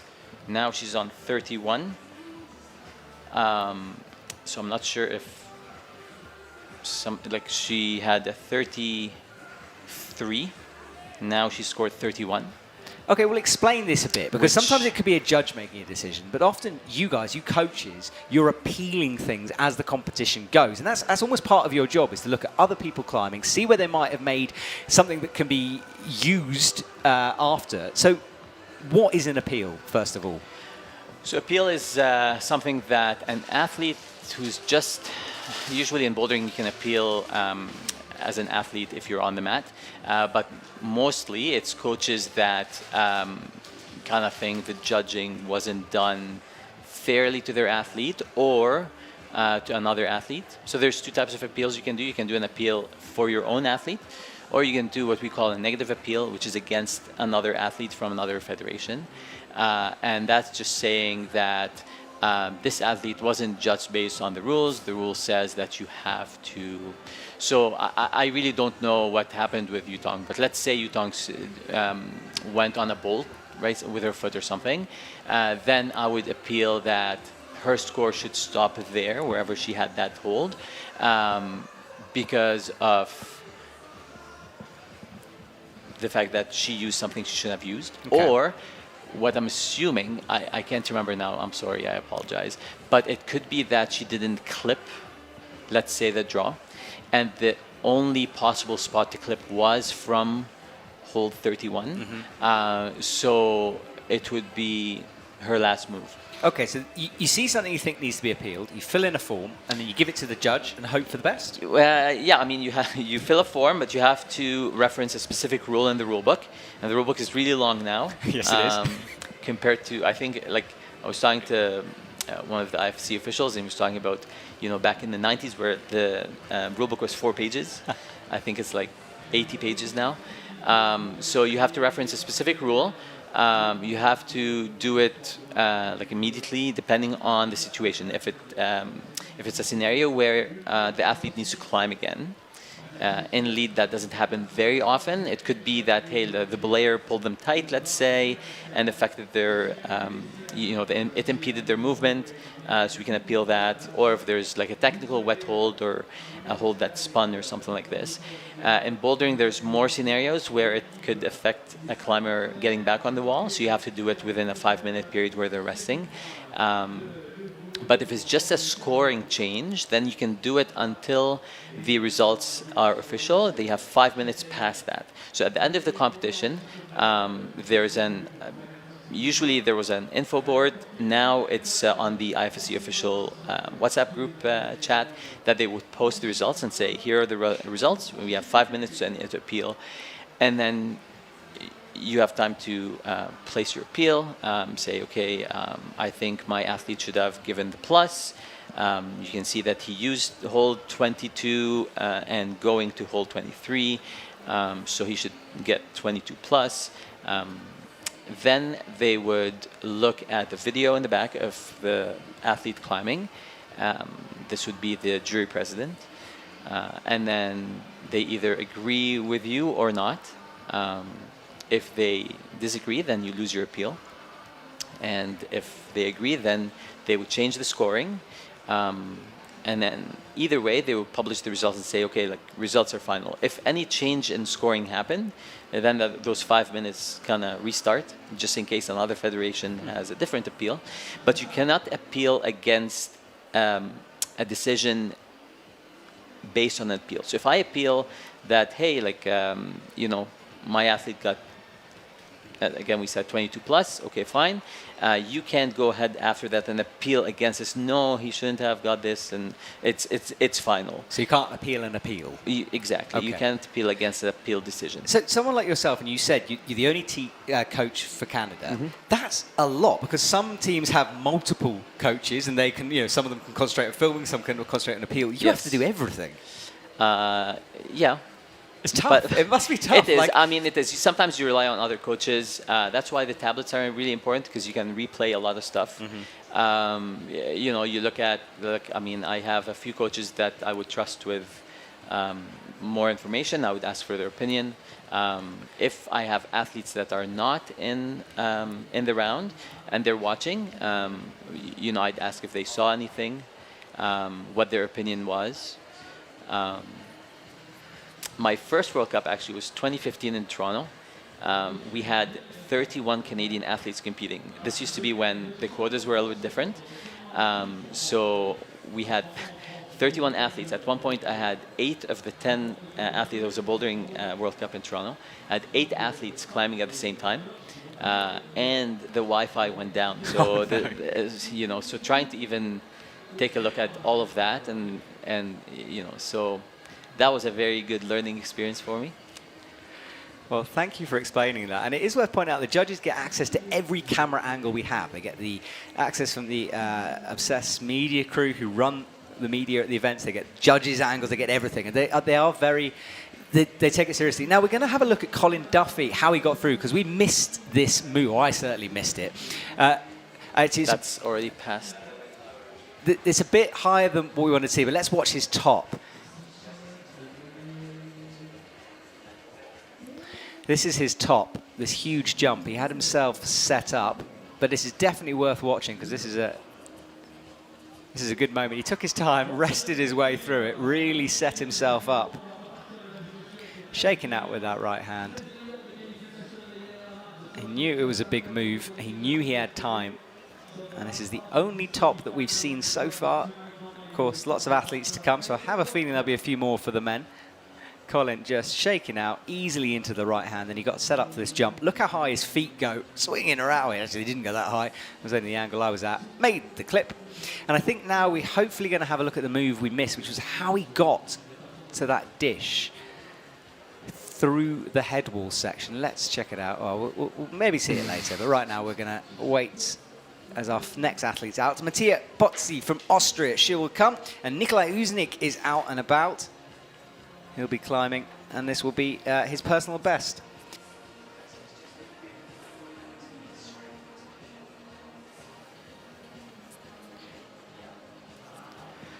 And we're just waiting for our athletes. They'll be getting ready in the background. You can see the clock down there, 6 minutes. That's how long the athletes get to climb each route. Time not being a factor so far. No one running out of time. Jesse might have if he hadn't fallen, but he fell low down. All right, let's have a look now and see this Colin Duffy move. Yeah, so this is where we're interested in. So he does this section. So far, a few did this one. Right-hand cross through, and now the left. But what I'm interested in is this next series of moves. So he's chalking up, got the left hand. And now what did he do? So he got the heel like everyone else did. Very high, though, with that heel. And watch this right foot, because this is what I'm interested in. Which is... Oh, he totally let go. Oh, he got a high right foot. Okay.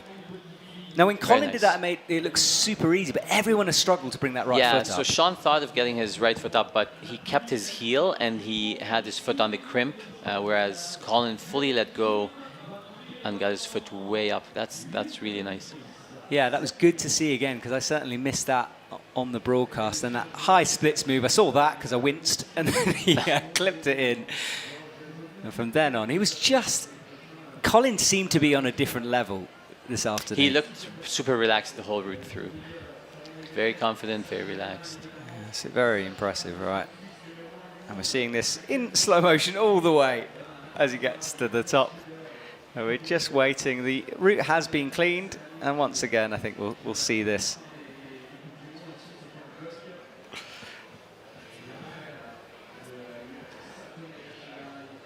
And this was him resting, looking down. Check the clock. The clock's face upwards towards the athlete, so they can always keep an eye on that time. No ladies coming anywhere near to the head wall, really. I don't think yet. As the women's route still to be topped. Of course, we have a certain Janja Garnbret coming out, who she came back from injury at the beginning of the season. Let's watch this again from Colin. He made that jump look so casual. Left hand on the dual text, makes the top. Good work from him. So that was Colin Duffy. There is Yannick Kruder with some bright pink hair, sporting some sunglasses. I don't think he knows he's on camera, but he's looking. Oh, he does know he's on camera. In fact, there's a giant screen of his face he's just seen. Yannick not making it through. All right, next series of athletes. Nikolai Uznik, his PB in terms of lead competitions. Of course, he won the combined in Munich for the European Championships over last summer. And then Mattia Pozzi for Austria. So two teammates together. And we just came from their home World Cup in Innsbruck. Mattia even competed at the European Games, I think, last week also. Yeah, of course, that event taking place during the paraclimbing here in Villars. Lots of comps all through the summer as she gets underway. So second half of our final. My name is Matt Groom. I'm joined here by Malik Tallam, who's the Canadian head coach, offering us some really fascinating insights into athletes' mentality and also just the role of coaches during these things. Because it's, I don't think people realise how much you guys do. All right, Nikolai reaches up, makes the clip. And Mattea is on this move. Easy commitment from her. Yes, perfect. So for these athletes, we're halfway through the comp now. They presumably won't have been in warm-up from 9:30. They can come a bit later, or do they have to be isolated? So you have to be in ISO by 11. That's when isolation closes. You can choose to get there anytime as long as you report in there before the closing of isolation. And isolation, as it sounds, you're isolated. There's no phone. There's no phone, no Wi-Fi stuff, no, you know. Even your headset for your music, it needs to be wired. It can't be Bluetooth capable. So no communication with the outside world until you're done your competition.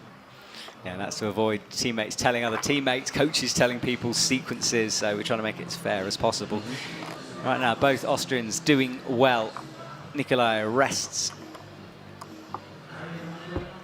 I've never seen a man fight pump as hard as he did during the European Championships. He was so pumped, he basically got cramp in his forearms.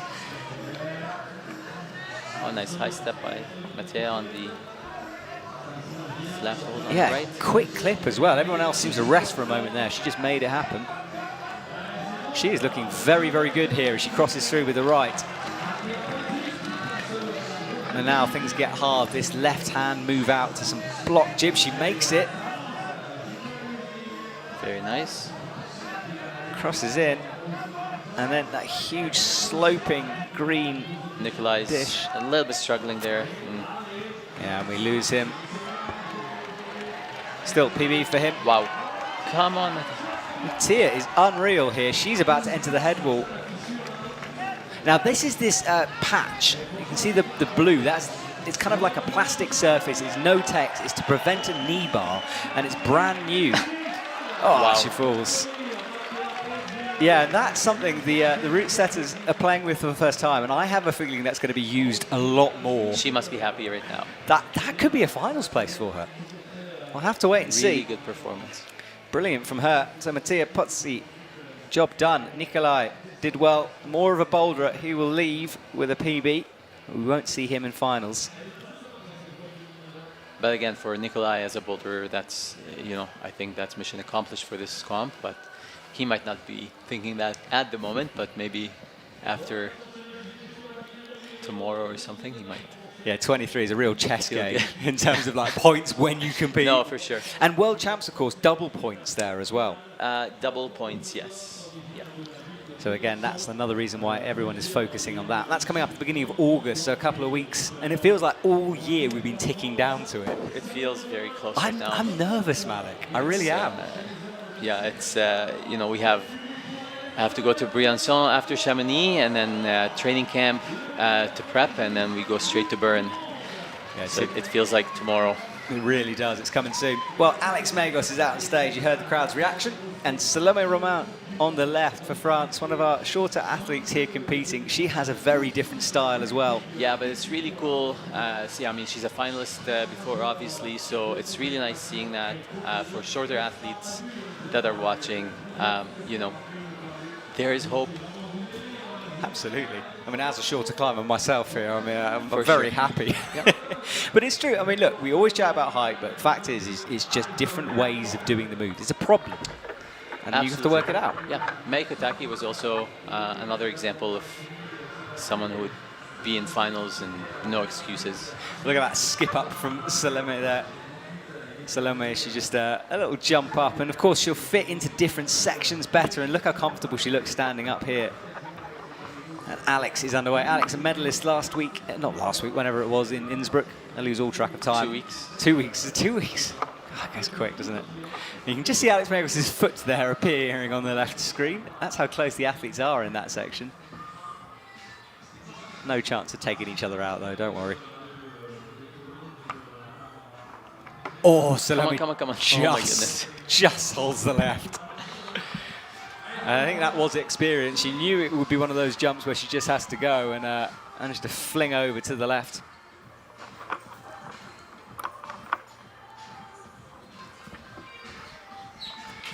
All right, so Salome holding on with the right hand, reaching up. Alex Megos cruising through the blue volumes. Underneath, and Salome fingertips on that undercling and makes the clip as Alex goes upwards. So Alex enjoying being back in his natural element, I think. Yeah, I think he prefers lead for sure. He always jokes that he never makes boulder finals and that no one expects him to. I mean, I think he would expect it for himself, but I mean, considering he's climbed, what, I think it was his AC+, first.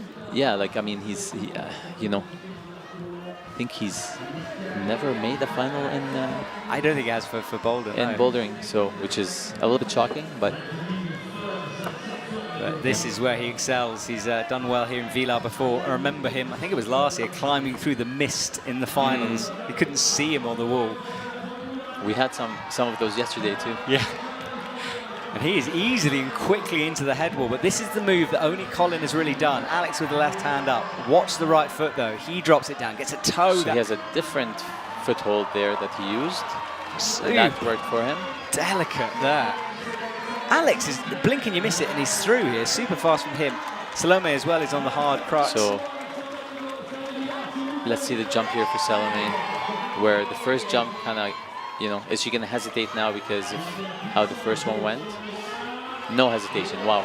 Very nice. Straight in, yeah. Psychologically put that behind her. And Alex finds the same rest that Colin did. And there's another one coming up for him, but he's going to drop that move. It feels like a blind jump to the side there for the guys. Yeah, I think you are right. And you can see he was disappointed, not pumped when he came down. So more of a mistake, but he's second place. Salome is resting. Looking really good at the moment as she nears the three-quarter mark. But breathing hard. She's got this launch out left, gets it. Thumb underneath, which is so awkward, twists the shoulder in a nasty way. Wow, come on, gotta jump a little bit high to get to the next hold. Yeah. Oh, she hit it, couldn't hold the sloper. And she will have to wait and see if that's enough. And Alex as well. Both of them currently into a finals place. Few to go though. Natsuki Tani will be up next, and Yufei Pan from China will come in a second. So that's our next two.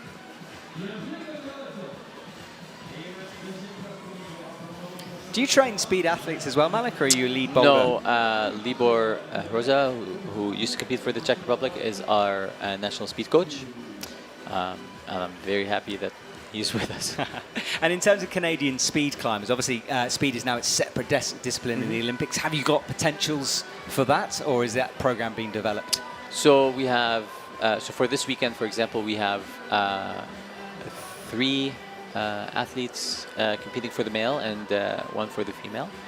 And I mean, you know, our times are getting better and better. So we have time till the OQS. It's not about now, it's about, you know, April next year, so there's lots of time. That said, you know, our athlete at the last comp, Michael set like a new PB, so he's on his way up. Our other athletes too, you know, it's just, yeah, I mean, it's interesting. You look and you think, okay, like, where's everyone now? But in reality, it's like, where's everyone in 8 months? So, you know, maybe I'm a little bit more relaxed than other coaches. I don't know. We'll find out in 8 months' time. We will find out if I'm very wrong. All right, Natsuki Tani, there she is, getting the shoes strapped on the left. She approaches the wall, and Yufei Pan on the right. Yufei's PB is second. So one certainly on the podium radar. And Natsuki Tani climbs quickly through these green stack volumes. Look a bit harder than it actually is through the bottom there. No problem for anyone so far. Natsuki Tani's got third place before. Yufei using this 360 method that is the intended beater, although hardly anyone has really used it. I mean, you know, with the rope, it's really hard. Like, if you can avoid it, you don't want to do it for sure. Yeah, you don't want to get tangled up in that thing. Let's see Natsuki on this move here. Yeah, no problem. Yeah, no problem. You can really see that difference in height means you either have to catch it with the left hand and lock it off, or you can get the right hand in. Exactly. That seems to be the big difference between. Well, the audience are packed into our stadium now. Everyone's here watching, enjoying. Natsuki Tani on the crimps that she really enjoys. Gets the heel locked in and comes up, not even looking at her left hand there. And Yufei Pan is having to fight a bit. A couple of spots of rain on our commentary window coming through. But as we found out yesterday, rain doesn't seem to affect this wall too much.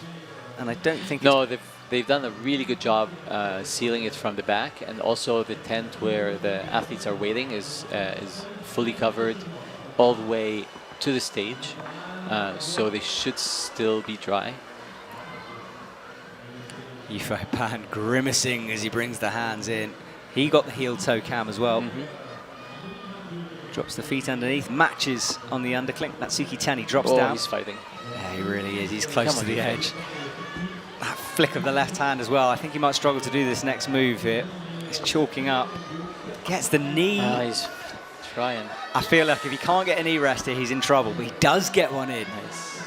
It's not the best, but it might be enough. Also keep an eye on Natsuki Tani on the left. About to do another jump. Yufei Pan, I think that has saved him. Well, we'll find out. Yes. Gets a good rest.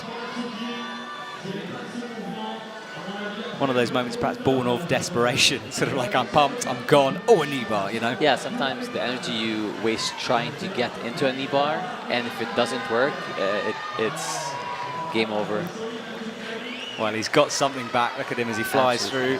And Natsuki Tani as well made the jump. Look at the flexibility from Natsuki as well. Double heels.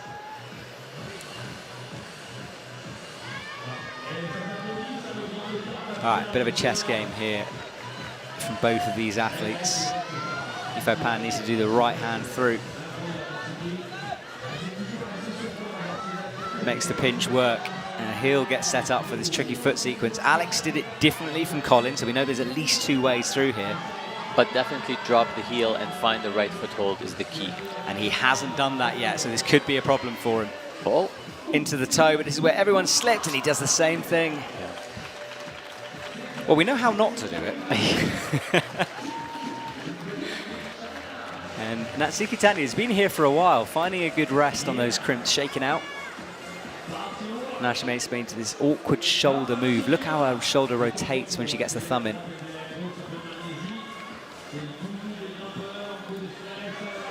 So gets one hand, but then drops back down. Oh no, she's sorry. I thought she had the camera angle there. I thought she was holding it.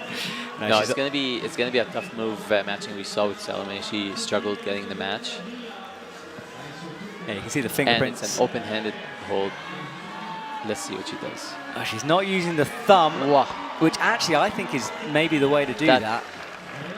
That really helped her. Like, she swung way past, so she was able to keep on with. Whereas with Salome, she stayed on the right side of the hold, so when she had both hands on there, everything pulled her off.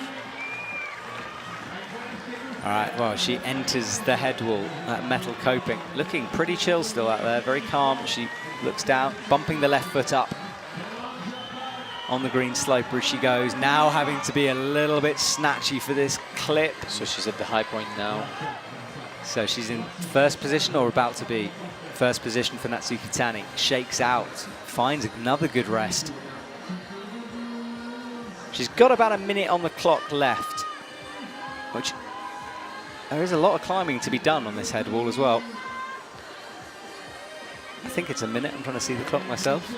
You know, I just got new glasses, but it doesn't seem to be helping. I think 47 seconds. There we go. Both of us blind in the commentary box. In our defense, it's a long way away and very small. It's a long way and very off angle for us. It's not meant for us right now. No. Well, Natsuki's into the crimps after all those slopey moves. Will her fingers work? She needs to get her left heel in. 30 seconds left. This, she might get timed out here if she can hold on, but she falls before that, misses the crimp. But that is a high point for Natsuki Tani.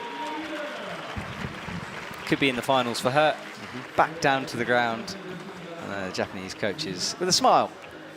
See some speed climbers in the back. John Brosler there, getting ready. Best moustache in the business. He will prepare himself. And the athletes, we're talking about where they come in from the warm-up area. That's the driveway on the right. You can see some minibuses waiting. I don't know why I always feel the need to describe the arena, but I just feel if you're not here, like we spend our lives walking around these places, you know, and for us it's ingrained, but for people at home, I just like to give them a little idea of what's going on. But if they didn't believe that it's in the middle of nowhere, they can believe you now. There we go, exactly. A little climbing enclave amongst the trees here in Villars. Mist starting to roll in up high on the mountains, isn't affecting us down here. A bit of rain, you can see a rain spot there on the camera. Not really forecasted today, looked like a beautiful day, so Switzerland just messing with our heads a bit. Sarato Anraku will be out in a minute, and this man really has such potential, doesn't he? He's having an amazing season, yeah, for sure.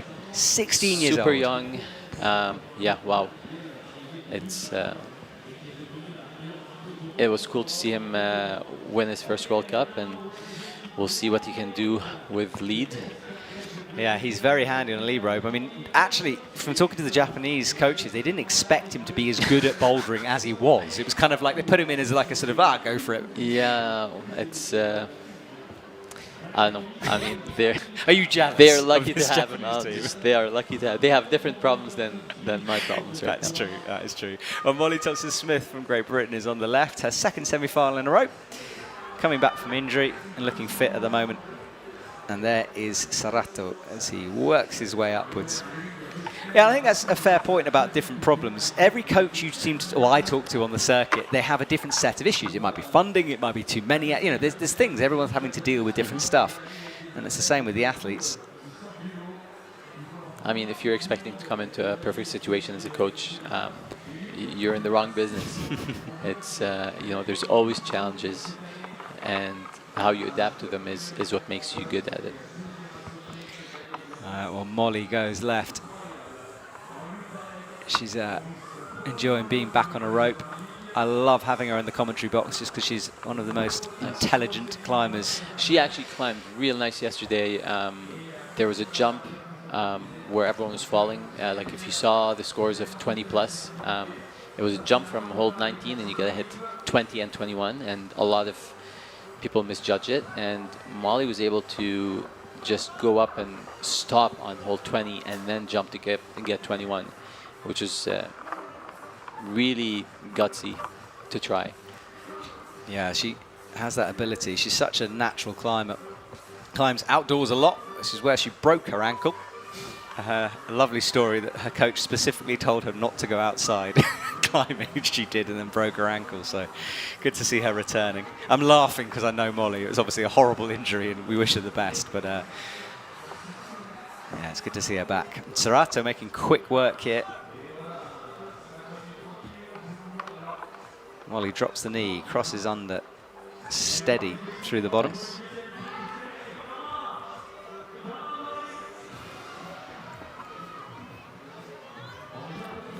Sarato breathes out as he reaches up high, gets the heel locked in underneath. Oh, that's a good clip from Molly too. She clipped before she got over. Yeah, you look at this route and I think, you know, this is a kind of a Vita Lucan-esque route. It's a Molly route with these powerful sequences. She holds the swing. Good lock-off strength from her. But those elbows are starting to go out. Drops down. Now, Tsuchi Kitani spent about a minute, I think, resting on this next hold, so we know it's possible to get something back here. She needs to get there first. Get up, up, up, up. Oh, wow. Okay, no need to go up. Sarato as well is looking very calm as he gets a high right toe in. Those are the moves sometimes that give you confidence, though. Like, you know, if you hit a hold and you think, oh, it might be a struggle, and then you feel good on it, it kind of gives you a boost. Come on, Molly. Gritting her teeth, drops down, can't hold the sloper. We'll wait and see. All right, Molly is down, and Sarato, though, he's through that move as well, but decides not to make the clip. So I don't know if he's pumped or just wants to adjust. Now he makes it. Gets the left clip in. Crosses through with the left hand. And Sarato will figure this out, but he will get an opportunity to rest, as he has done throughout. There is the scoreboard, good to see. So Colin Duffy still leading the way, and Sarato third place at the moment, 36, but he'll get a higher score now. Can he equal Colin's score? Remember, we're looking for our top 8, so Jules Marchand is down in the danger zone in 8th.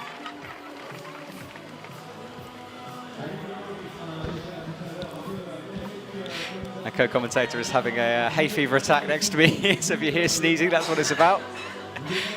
And Sarato rests high up on the route. This is where Colin took his time as well.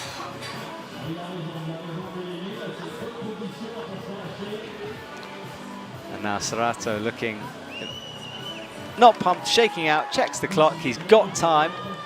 I can't quite see the clock anymore, but he has lots of time. Will make this move. Hypes the crowd. Yes, Sarato. We don't often see that from him. A flick to the top, made it nice. look casual. And he will now jump over Colin Duffy due to count back to the qualifier, because he qualified in a higher position. So 2 tops for the men. Sarata, you can almost see that Olympic medal. You know, there's some athletes that you can see coming, and he is one of those. You're like, you wouldn't bet against him at this point. You know, at this stage, obviously we're Definitely miles out. a favorite to qualify right now. Yes, that's very diplomatic. Yeah, he's just a good all-rounder. You know, you see certain athletes who are good at the all-round side of competition, but as you said, it's at this point everyone's just building up, and it's hard to tell. You know, part of my job is to create a bit of intrigue in this, and also to spot which athletes are coming through. And certainly, Sarato's one of those. Definitely. I would say Toby is another one. Yeah, those two standing out for the men at the moment. There is Team Japan. Not to forget, like Adam and Jakob. Yeah, I've heard of him. Yeah, I think. Yeah, Adam Ondra is certainly a contender. And Jakob Schubert, he's a gentleman who seems to pull something out of the bag on big events. So that World Champ's coming up soon will be interesting for him. He's climbing second to last. And the rain is now falling fairly heavily out there. Might make things a bit more humid, which could be interesting for the last couple coming out. Mia Krampel, she's an Olympian, and Masahiro Higuchi on the right will be climbing. Mia yesterday had the rope wrapped around her body with the jump. There was like a 360 and a toe hook move in the one qualifier, and she kind of went around the rope the wrong way and ended up wrapped around. It was a little bit scary. Oh, I didn't see it. Did she untangle herself, or did she fall into it? it? No, she kind of, you know, held on with the one hand, kind of managed the rope with the other around her feet. It was... Yeah, anyone who's experienced rope burn before, and in fact you might see if Toby's wearing shorts, he's still got the scars from a big rope burn from Innsbruck, but it really hurts, doesn't it? It absolutely does. It's been a long time since I had one. Yeah, it's something you want to avoid. So Mia luckily untangled herself from that one.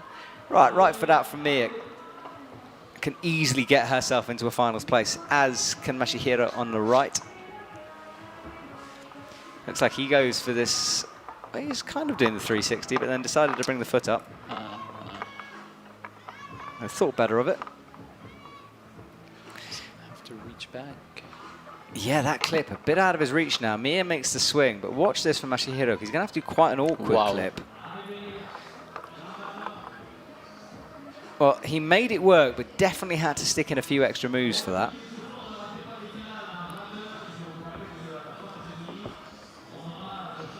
Snatches for that left hand. He'll look to match it and will be happy for the rest after that sequence. Not stopping for too long though. Bumps up towards the jib. Keep an eye on Mia as well. Left heels in. Comes up to the crimpy part of the route.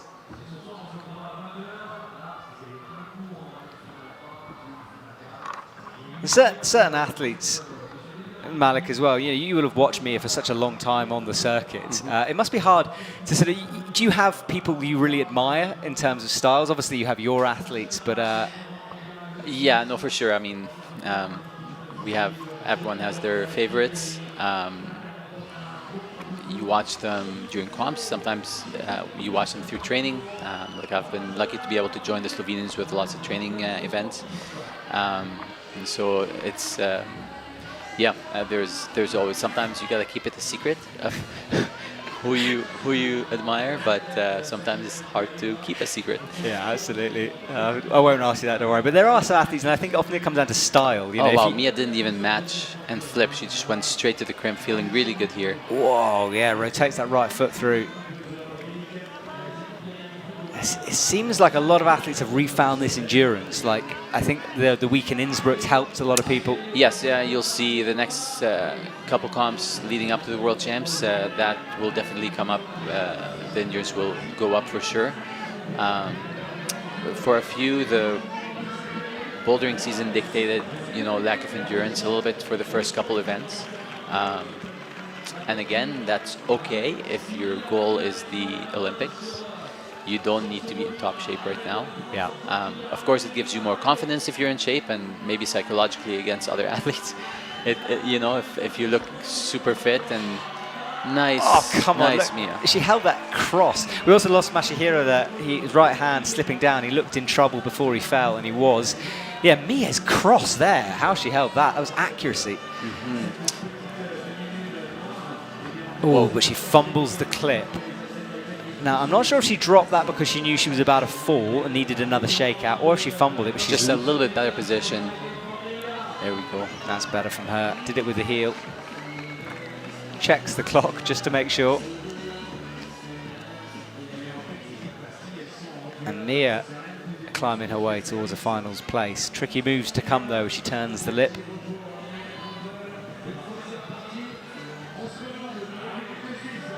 Into the dish like sloper with the thumb pressed in, shaking out the left hand. You can see how bad that dish is, and that's why they put that thumb, just to make it a little bit better. It's amazing what the difference a thumb catch makes. It just changes everything. High right foot, but she's got to be accurate. It's in the midst of a slippy surface, pressing with the shoulder, and she falls.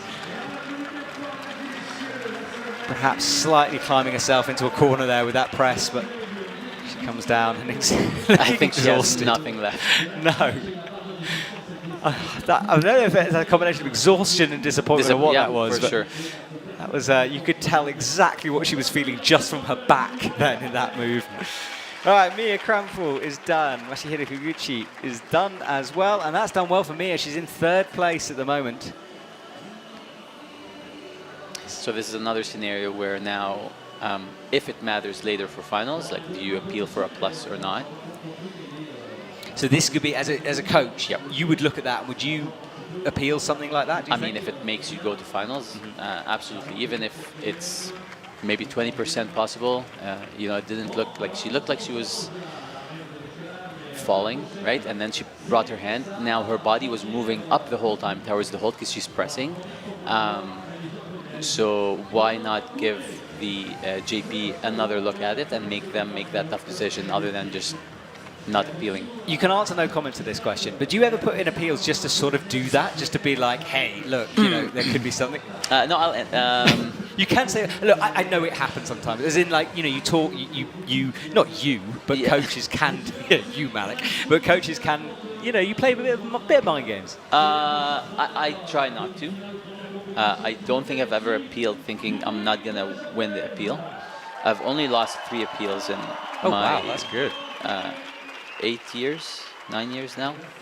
So I don't really, I try not to appeal things I don't think. But I've been in scenarios where, you know, other federations have appealed against our athletes just to freeze them or mess with them. But yeah, it's an interesting... It's as long as things are within the rules, then that's fine. There's a chance that we can change the rules to minimize number of appeals, for example, and that could work. But no, it's interesting. I think sport, you have to try things. It's in the rules. You go for it. Right, Shion Omata on the men's side of things, and then Nanoha Kume on the left. There's been an incident where a coach appealed against their own athlete, just to give them, going into semifinals, they're qualified, I won't say who, qualified super early, and the coach wanted to appeal to drop them to 17 so they can start earlier in the semifinal round and have better conditions. I did not know that. That's a good story. Yeah. See, this is it. This is why I like having route setters in here occasionally. You just learn some tricks. We'll keep the names and federations a mystery. Of course. If you want to bribe me, I'll let you know later on. Right, here we go. Nanoha Kume is swinging over to the left to make that look easy. And she's fairly inexperienced, but good to see her. And then on the right-hand side, Shion Omata. Yeah, this is her first lead World Cup. She's only been in 1 Boulder World Cup and made semifinals in Hachioji. Yeah, so Japan testing people out. It's like a sort of, they seem to play different teams at different events, trying to figure out who to select for what, who's good at what. They have options. Shion Omata is climbing well on the right, quickly through. His best result was 12th.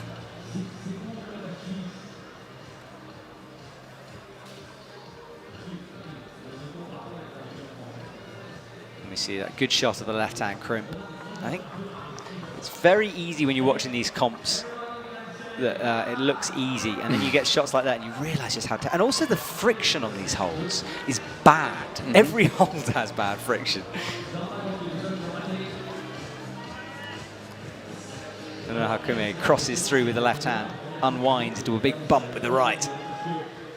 Shionomata. She seems super relaxed for a first lead semifinal. Yeah, how do they prepare themselves? I mean, they have so many good athletes to train with. Yeah, I guess it must be that. You're used to climbing next to the best. Yeah. Because sometimes we see athletes coming from the youth side sort of get a bit rabbit in the headlights, you know, a bit starstruck, but the Japanese team never seem to have that problem. And there's lots of competition they have to go through in Japan, so they're, you know, well prepared for that. Okay, let's see on the right. Yeah, will he fall into the Will trap? he drop that? But it looks like he's dropped. Yeah, there we go. Nice. And he does like Colin Duffy did, but with a heel instead, and he should be okay now. He's got that. Makes the clip, and he'll sit on that heel for a while. I think he's one of the... Whoa. Oh, falls. All right, well, the scores are going to be very interesting soon because it's all going to be grouped around that crux. No Hakume underneath. Bumps up towards the crimp. Shakes out, gets the crimp. Looking a bit more pumped, though, and she does fall. And that will not be finals for her. She comes down. She tried to skip the jump.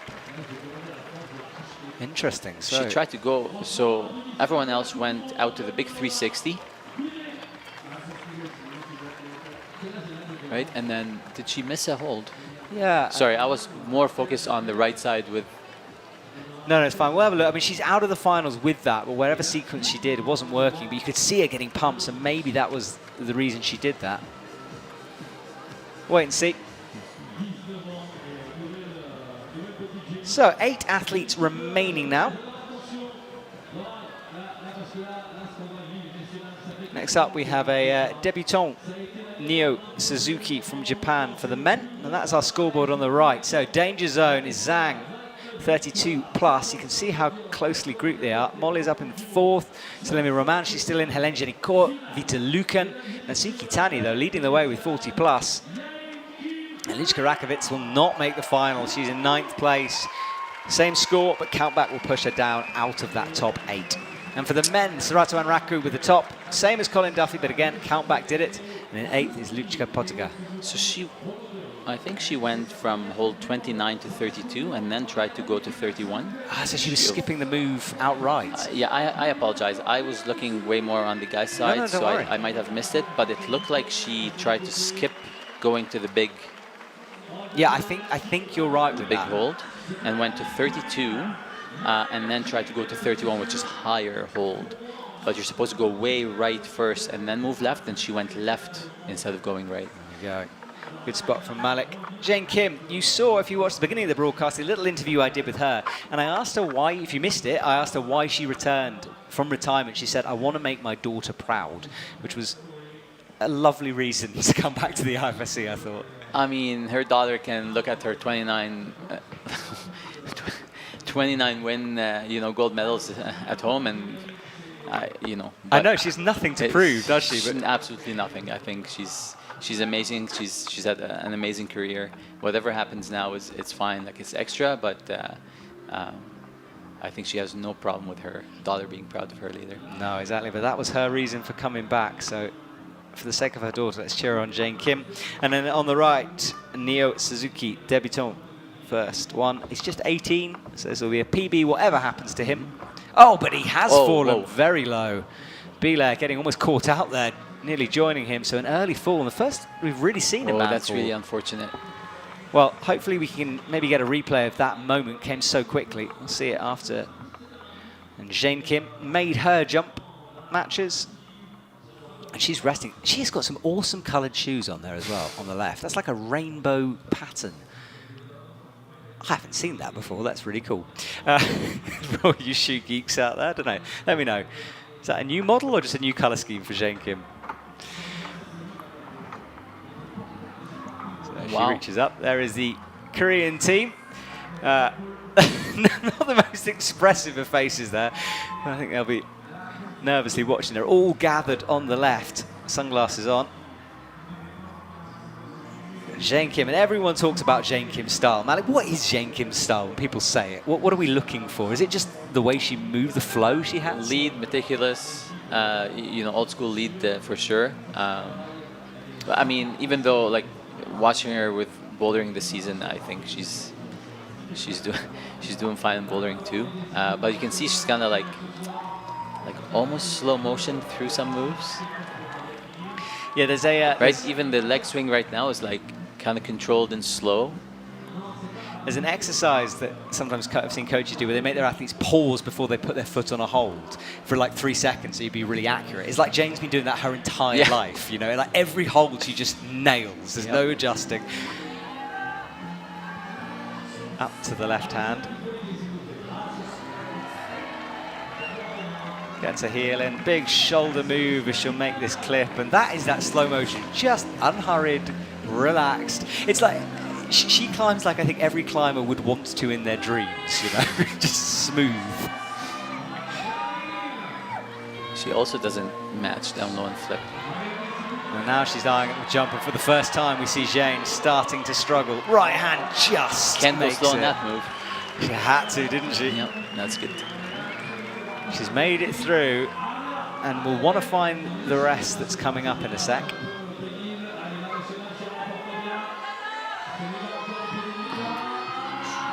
Fingertips only, holding her. Wow. Jane needs a shake out here, doesn't she?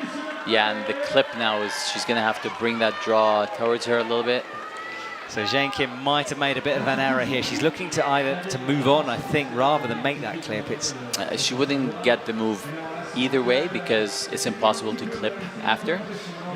I don't even know if it's going to be very... Yeah, see, she's swinging that clip.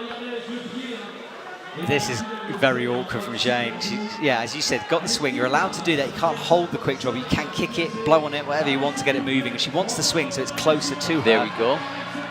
Oh. So one way to do it also is to bring it over on the other side of your knee and like bring the knee closer. It'll just stay there. So it like lays over her knee. But it's too far and she can't reach down. Man. Come on, Jane. Oh, this is one of those moments every climber knows. When a clip is so close, so far away. Now she's looking to hook. Come on, she come on, can reach there we it. go. That's it, that's it, that's it, that's it, that's it. Oh, you can see what she's trying to trap it between the wall.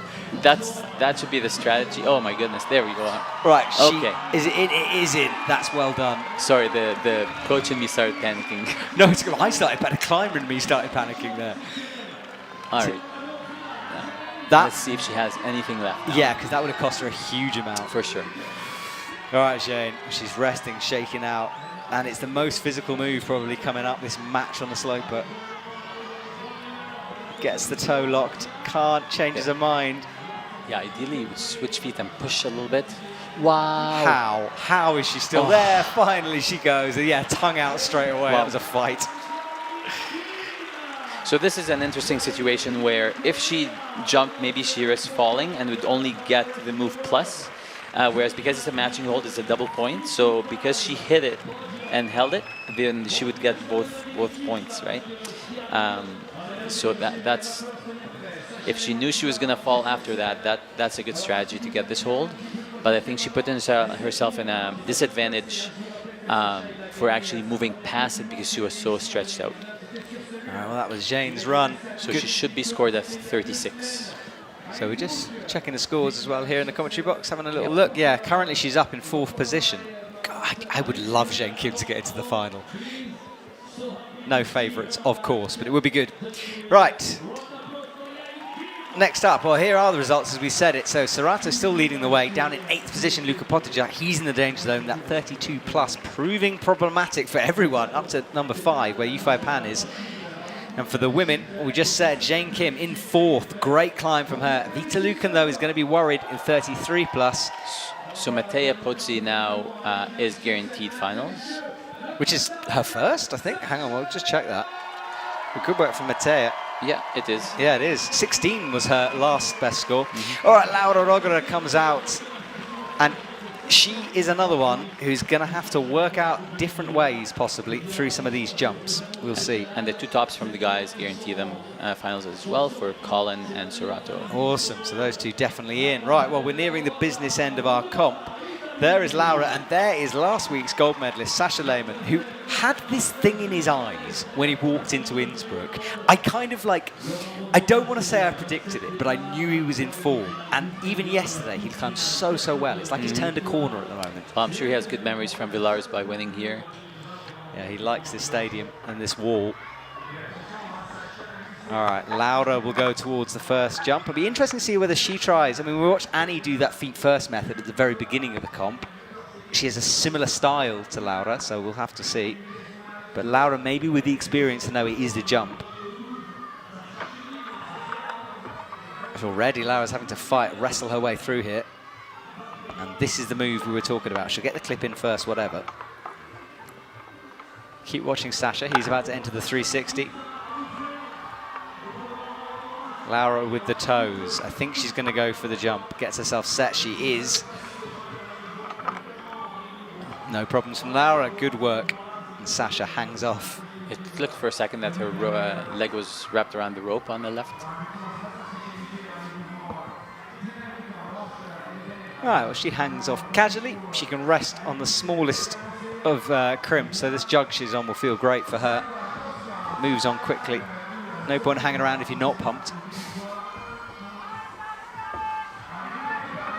And Sascha, now we have seen an early fall here, but he gets it. Yeah, Sascha's one of those climbers where mental headspace seems to play such a part. Sometimes he's on, sometimes he's not. So far, so good. So far, so good, for sure. And the Swiss crowd would love to see Sascha go through as well. Big crowd favourite, obviously. Laura on the crimps, locks it off, looking casual. Left hand through.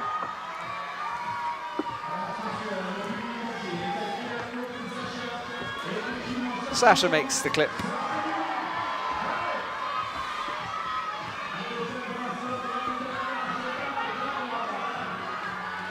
Gets the right heel in and she'll rock up on it, getting lots of support. And she's coming towards the second jump as well. Sascha with a very low left foot there.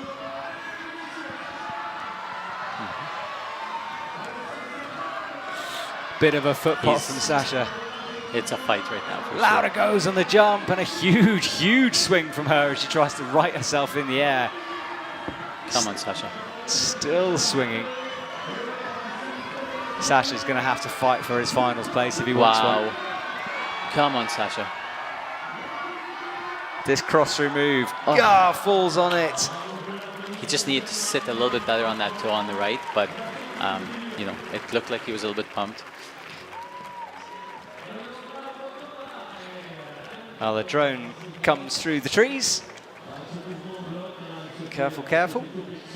That's the valley down below. That's the journey we were talking about earlier on when you come from the valley floor up to Villars, up the windy road. There is Team Switzerland. Yeah, we'll have a look at scores, but yeah, they would have wanted a bit more from Sascha there. Yeah, I think to have a chance, you need to get to that point where everyone else was falling by the dish, ideally past that. Let's have a look at Laura's jump, shall we? Because it was a huge swing from her. So this was just before. She got the clip in.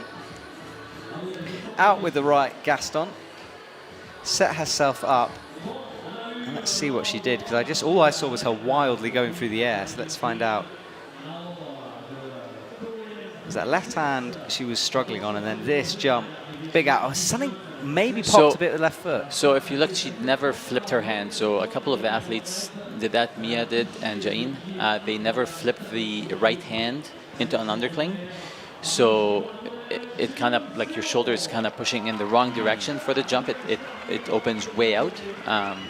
So if you had it as an undercling with the thumb towards the wall, and you as you're coming out, you don't have anything pushing you out. Whereas with the grip being upside down almost, to adjust your hand to have it then with your palm down, it pushes your shoulder out, and that kind of pushed her just a little bit out of position to be able to grab it. There we go. So it was good to see it in slow motion. All right, Xianso is up on the left for the women, and Satomi Yoshida for the men. Keeps going on the right. Malik, do you let your athletes wear those titanium patch things he's wearing? Have you looked into the... I have not, and I don't really like anything with that. I try not to interfere with anything like that. Yeah, we saw a craze of it last year.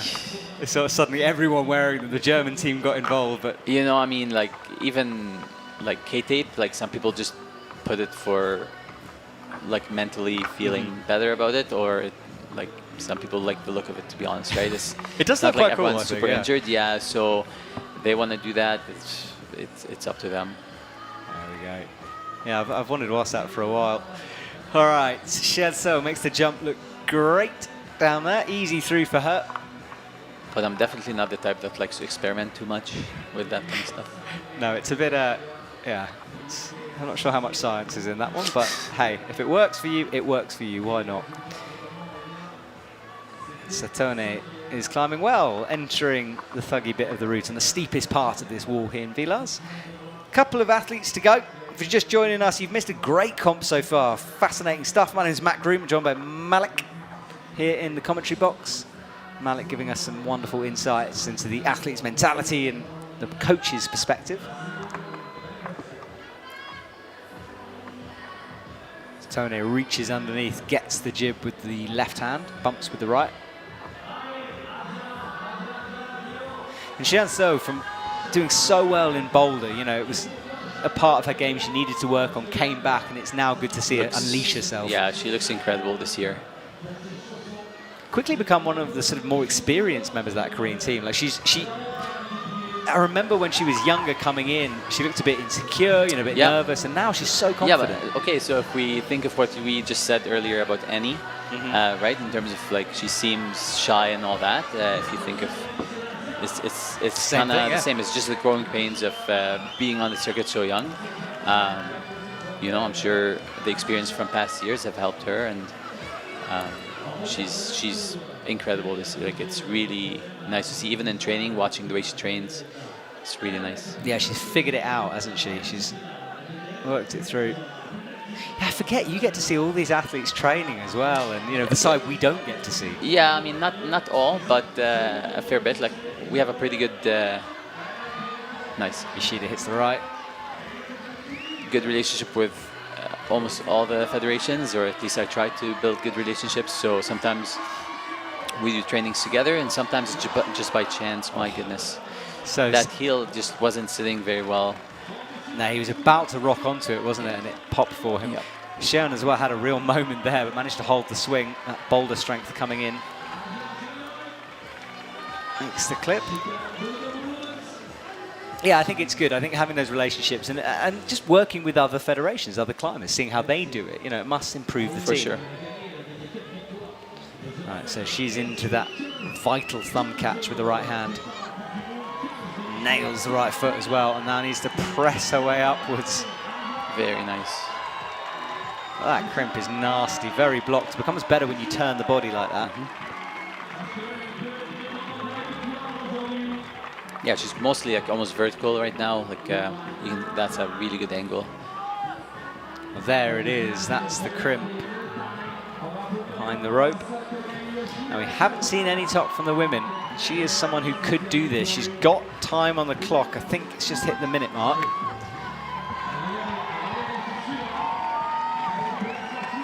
Left foot up into the blocked crimps. Accuracy now when you're pumped is difficult. Right hand though. Come on. Oh, each move standing up taller. Full focus. Left crimp in. This move is interesting. It's just like she's going to have to kick that foot out. Hop now to the next hold and drop in. Come on, you got it.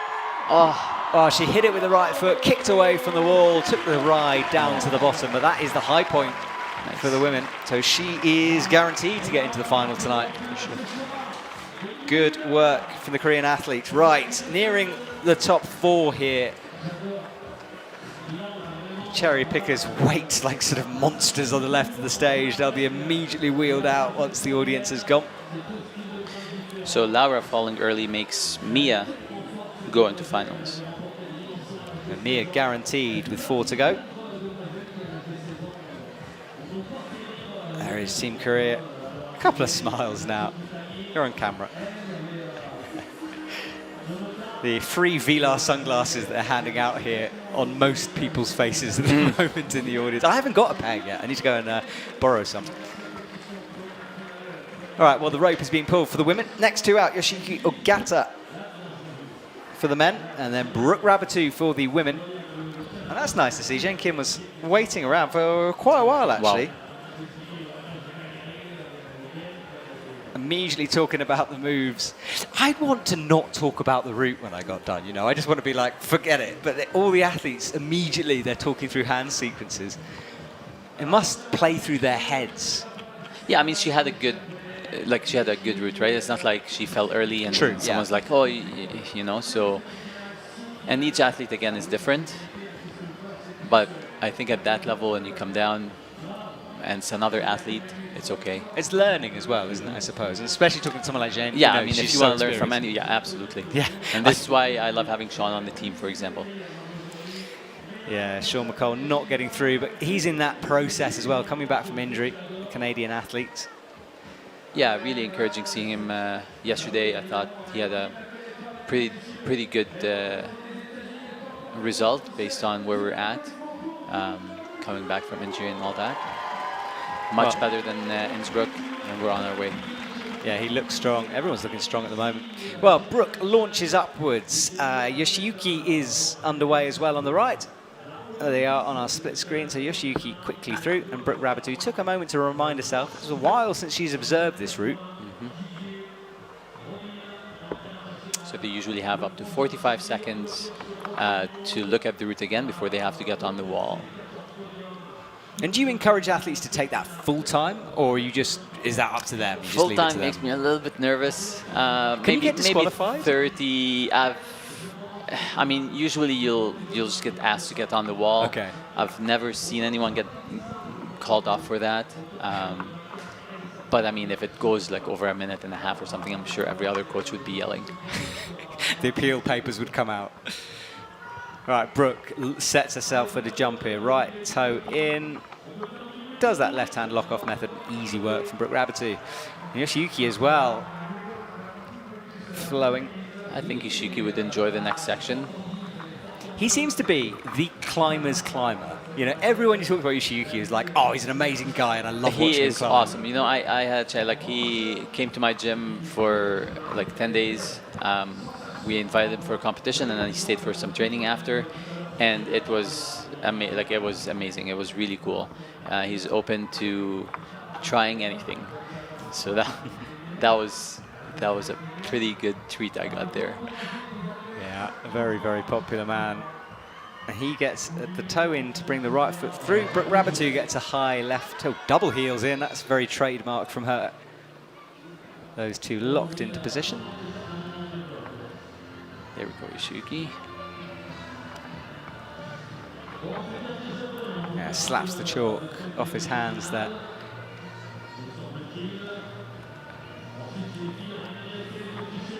Team USA have all been in Innsbruck. They came up to Villars fairly early. They did a bit of training in Switzerland.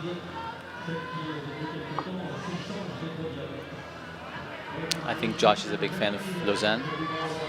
Yes, they were in Lausanne, you're right, yeah. But I think Josh makes excellent choices. So Yeah, there's some good gyms in Lausanne, so they were down by the lake enjoying that Geneva experience. Yeah, we'll be heading there after this event. Yeah, Chamonix not known for its world-class gyms. Yeah, Brooke needs to flick that hand, doesn't she? Come on, Brooke, figure it out. Yeah, she needs to, as this jump is going to be far harder. She's got a weird right foot, and then she did flip the hand though. Okay, so she's set for it. Yoshiyuki Ogata fell, and Brooke gets the heel in. And that is the heel that's locked in for Brooke Rabbitu. Malik's coaching instincts next to me kicked in. You could see you were leaning forward, you were willing her to find it. I have to tell you, I don't think I've ever sat down for this long on a competition. Usually I'm pacing and walking around and very nervous. It's a different experience up here, isn't it? It really, very different experience. It's intense. From the commentary box, well, Brooke Rabbitu is crossing through, a little micro shake out. Now she needs to find enough energy to do this move. It's a big one. Left hand easily out, thumb in. Brings the feet. Little pop. Drops. Oh! Now what happens there? Because that, and we talk about peels, that could be one. No, because it's her own. She impeded her own. But it might have saved her. I mean, it stopped the momentum. It really did. Well, it's gonna be, yeah. Malik is now looking at the coaches. I'm just looking at the coaches zone to see if anyone's picking up some paper. Because that was because usually the rope gets in the way, but that definitely stopped the swing. That definitely stopped the swing and helped a little bit. Right. I've never, to my knowledge, I don't remember seeing that. It's a first for me, anyway. All right. Well, Brooke will continue. She won't care about appeals and all of that malarkey. No. Right now, she just wants to get high. But I'm assuming the Koreans will appeal because it would put Jae Kim in there. All right, well, interesting stuff here. Brooke Rabbitu with the right foot stretched out, tries to get a drop knee in. Doesn't use that press method, or as much of a press anyway. Really trusting that right drop knee.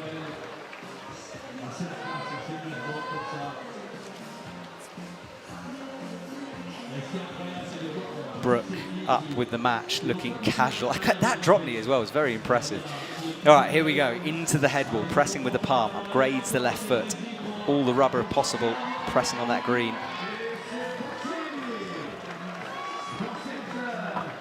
Into the clip. Big reach through with the right hand, but she got it. Right foot flagging out towards the right.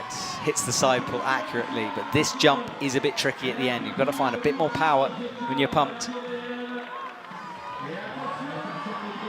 Spots the sloper, eyes it up, right hand, one hand on. Matches, but this is the jump moment. Big support from the crowd. Wow. And a huge swing. Looked like she was trying to almost push away and statically drop into it. So yeah, she was trying to get, so the foot went, she should have gone with the hand and the foot at the same time. It looks like she was just trying to aim for the foot first and then get the white flat hold. And that didn't work out for her. That said, it's the high point, so. Yeah, it's certainly enough. Yep. Brooke, afternoon's work is done. She will now go. Try to recover. And how do the athletes recover, I'm Malik? trying to see. Are we looking for appeals here? This is. I'm trying. So I could see the JP there standing close to the coaches. Yeah. And then I could see people looking at their videos. So.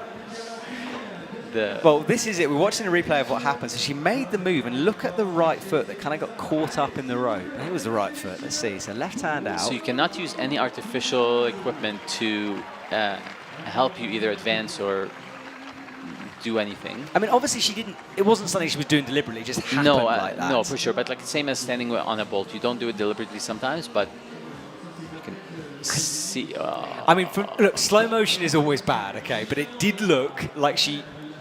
But then, would it count as weighting the quick draw, for example? You know, you can't do that.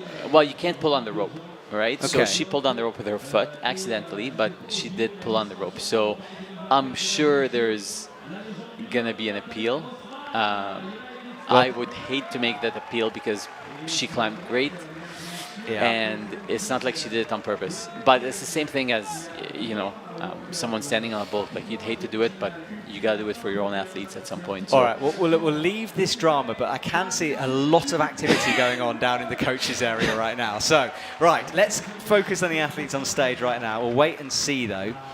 Natalia Grossman, Brooke's teammate, is on the wall on the left, and then right, Toby Roberts. I'm kind of enjoying this view that I have for this event. This is very different, but it's been good. Trust me, Malik, we get to see everything. It's so good. I know a lot that I can't say as well, so it's always fascinating. All right, Natalia is underway. I'm super excited to watch Toby here. Yeah, Toby is one to watch for the future, for sure. reaches up high, clips it in, and he's got a YouTube channel that's worth checking out. He's doing his vlog series of his World Cup circuit, and it's interesting stuff, so go and have a look at that. Toby drops the foot under, and Natalia, as we'd expect, easy through, and I don't think she'll have much of an issue with this jump. Looks for a knee bar, though, early on, does get it, uses it to get the right hand up. It's pretty shallow. And just to let you know, a judge has approached Brooke Rabbitou on the stage, and then she is definitely talking about that moment. So that's being discussed on the stage right now with Brooke. That's what's going on down in Soap City, down on the bottom. Soap drama, I should say. And then there's, let's say that was a case and it's appealable. Is it a reclimbable situation, or is it just a scoring situation? Well, that will play out. And this is not a very typical appeal that might happen. So I think everyone might be, I don't want to say confused, but everyone wants to get it right. Yeah. Right, well, Natalia got through the jump, Toby into the pinch, which is so heavily chalked up now. You can see everyone touching. That is what we were talking about. So the judge talking to Brooke down at the bottom, what we presume is that rope incident. All right, Natalia, high right foot, her foot safely underneath the rope, gets the crimp. I think they're just keeping her on standby in case they decide it might be a reclimbable situation, but I really don't think it is. She's putting her shoes away. I don't think she's going to climb again. Yeah. But we'll see. Natalia reaches under. Oh, drama at the end of this semi-final here.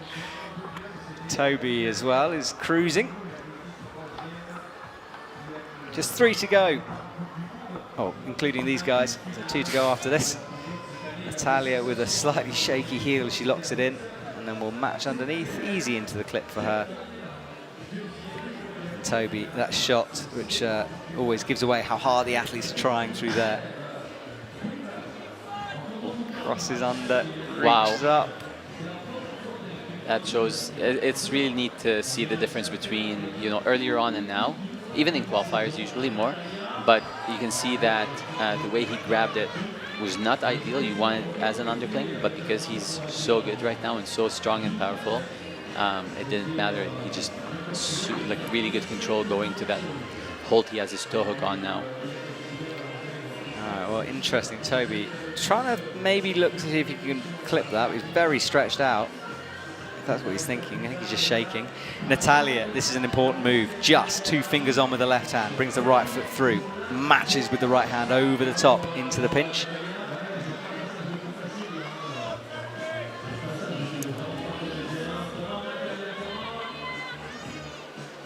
All right, Toby towards the head wall, but this is the tricky move. He's got to progress further than this. Crosses with the right hand. And Natalia checks the clock. And this was the move that might have messed with Brooke. Toby reaches up left. What's he going to do with that right foot, though? At the moment he's got that heel in, this is important. It needs to stick. Clipping off that heel, clearly confident with it. Natalia falls on the mat. She couldn't work it out. Frustration from her. And I don't think that is going to be finals for Natalia. No, I don't think that's enough. And she doesn't even get the plus, right? She just gets the 33, I want to say. So Natalia disappointed on the ground. Toby is resting in this position. He's going to be in the finals, though, I think. Oh, I said that way too prematurely without looking at the scores. We'll check that. But Toby's nearing a guaranteed place. Yeah, so Natalia would get 35. She didn't progress towards the match, so she doesn't get the 35 plus. Problems for her. Toby goes out right. Wow, Toby. How is he crimping that thing? He could be about to go here. Moves the left hand down. I always think that way about Toby, and then he just crushes. Well, remember that gold medal boulder he did where he used everything? Look, that's what he's holding on to. But he just crossed into it. Oh, insane. Wow. Toby's try hard is outrageous. Look at this. Wow, Toby. My God. Oh. Well, he deserves extra points for style on that one. Fingers of steel from Toby Roberts. And we'll wait for the scores. Here's an interesting situation for you. So he grabbed the Rock City where there is a hold on top of it. So depending on how the route map is, he might not get that hold because it's put as the actual, if it's the black, not the big yellow, right? He wouldn't get that hold, he would just get the plus. Okay, so because he changed the sequence. No, because he didn't grab the black. He went on the low side of the big rock city, not where the black hole is attached to it. Okay, well, we're going to see his score in a minute, so it's going to be interesting to see where he ends up. That is our top 8 at the moment. Salome is down in 8th, the danger zone. Xianso, top 45 plus. Brooke Rabatou is still in that second position, so if there is an appeal, it hasn't been got yet. Yeah, so Toby did not get 37, even though he held it. He got 36 plus because the 37 is actually the small hold attached to the big rock city yellow and black hold. Okay, there we go. So that explains that. But he is guaranteed a final place with 2 to go. So Toby will climb again, and Jakob Schubert is out. And he did some pretty special things. And he's climbing next to his teammate Jessica Pilz, who was also pretty special in Innsbruck. So Jain Kim is in final. Oh, that's, well, good. There you go. Jain Kim, she said she wanted to do her daughter proud. She has done. We'll see her climbing later on. And then Yufei Pan is also in finals. This is going to be a good final. Make sure you set your alarms if you're watching this. Come and join us. What is it, 8 p.m. tonight? Something like that, I think. 8 p.m. Central European time will be the finals. Right, Jakob nods to the B-layer. He's underway. Jesse has started climbing. The 2 Austrians always show up on a big event.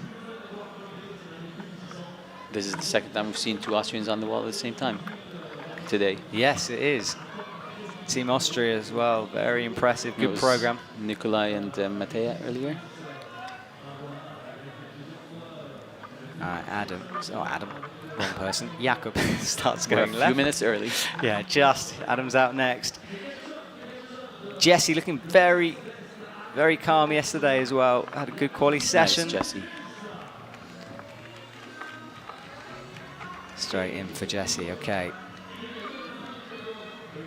So she'll rest here for a while. Jakob comes up to this awkward looking but quite a good hold on the purple volumes. Makes the pinch with the thumb.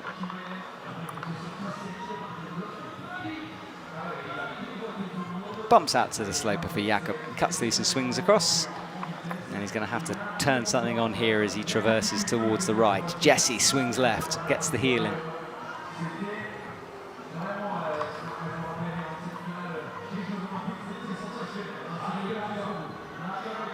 So left toe pressed against high right heel, reaches up with the right hand.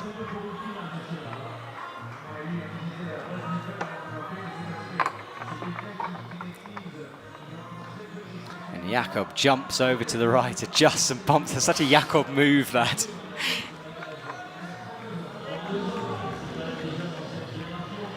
Make sure, right toe.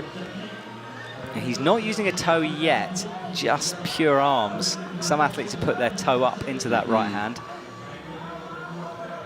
And it is raining heavy here again in Villars. The storm coming around in circles. Come on, Jesse. There we go. So Jesse has the right shoulder in. You can't jam that left foot, by the way, between the volume and the she's just green. standing on the... Yeah. It's too flared, too hard. Oh, nice. So she did not flip her hand, but again, she didn't need to. So just continue the movement. Yeah, she kind of, you can see her hand rotate as she's jumping out. So Jakob Schubert is nearing the point he needs to get to for finals here. He has to go further though. Brings the right hand through. Jessie as well is about to enter her resting position, or a possible resting position. Once you get the next one more hold. Now what will Jakob do with the right foot? We know it's all about that. He's on, keeping it low and he's going to go for it low. Oh, wow. Okay, if you're wondering how strong is Jakob right now, that's it, that explains it. Yeah, that is... No one else has managed to make that work apart from him, but he can't make the clip in that position. Matches. My goodness, Jakob is feeling it. He really is. He's on some jibs, but this is the horrible crimp. We know how small it is. But he needs he to likes a really good fight. Wow. Nearly hit it, and we'll wait for the scores for Jakob to see. He's happy. I think it's through. Yeah, for sure. Yeah, so and Jakob's he's happy, in. and that's nice to see. Jessie needs to bump this right hand over. Jakob in third, not but she again. hits the rope as well. Second time we've seen it. Okay, well, this is all really going to depend. I mean, if they've appealed Brooke, they'll appeal Jessie, but then Jessie fell, so maybe different. But it doesn't matter, yeah, because she fell, it's not going to matter. She'll still get 35 plus. So for her, the rope might have got in there. So maybe Jessie, maybe that disadvantaged her. Yes. So we'll have to, we're trying to get a replay for you because it's fascinating the fact that Brooke, it kind of stopped her, but Jessie, it might have caused it. We'll see in a moment when we see it in slow motion. Yep. The good thing for Jessie is she is in finals, so she'll get a chance to fight again. Ooh, a little rope burn maybe. Yeah, she was definitely having a little bit of a limp. Let's see this replay here. So she sets herself up, left hand up nicely. Watch the rope. So this is the same position Brooke was in. She kind of went around the rope, which in my mind should have made it easier, but the moment, I mean, she's fully in it, isn't she? Yeah. And then flicked it up, what would have caused that limp. Yeah. I think if she hadn't fallen, she used it even more than Brooke did almost. Like she was really into that rope. Okay, final two athletes out. And a couple of names you might know. Adam Ondra on the right-hand side, his first lead comp of the year, and Janja Garnbret from Slovenia on the left, double gold medalist from Innsbruck. And do go on the IFSC YouTube channel. There is an interview I did with her, with Janja, when we gave her Athlete of the Week, and it is one of the most honest interviews I think I've ever watched. She was very open about her feelings after the injury, what it meant to her, how she had feelings of doubt.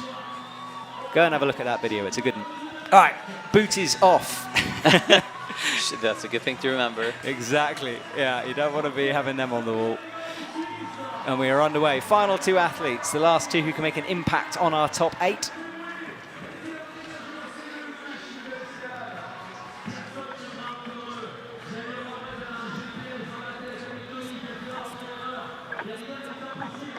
So Janja into the underclings. Makes the easy clip. And then Adam is rocking up through the heel. Adam was looking good yesterday. Real good.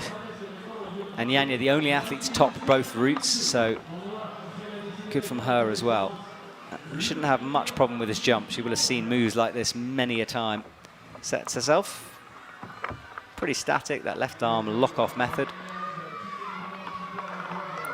And Adam climbing quickly as well. Get ready for the power screams from him.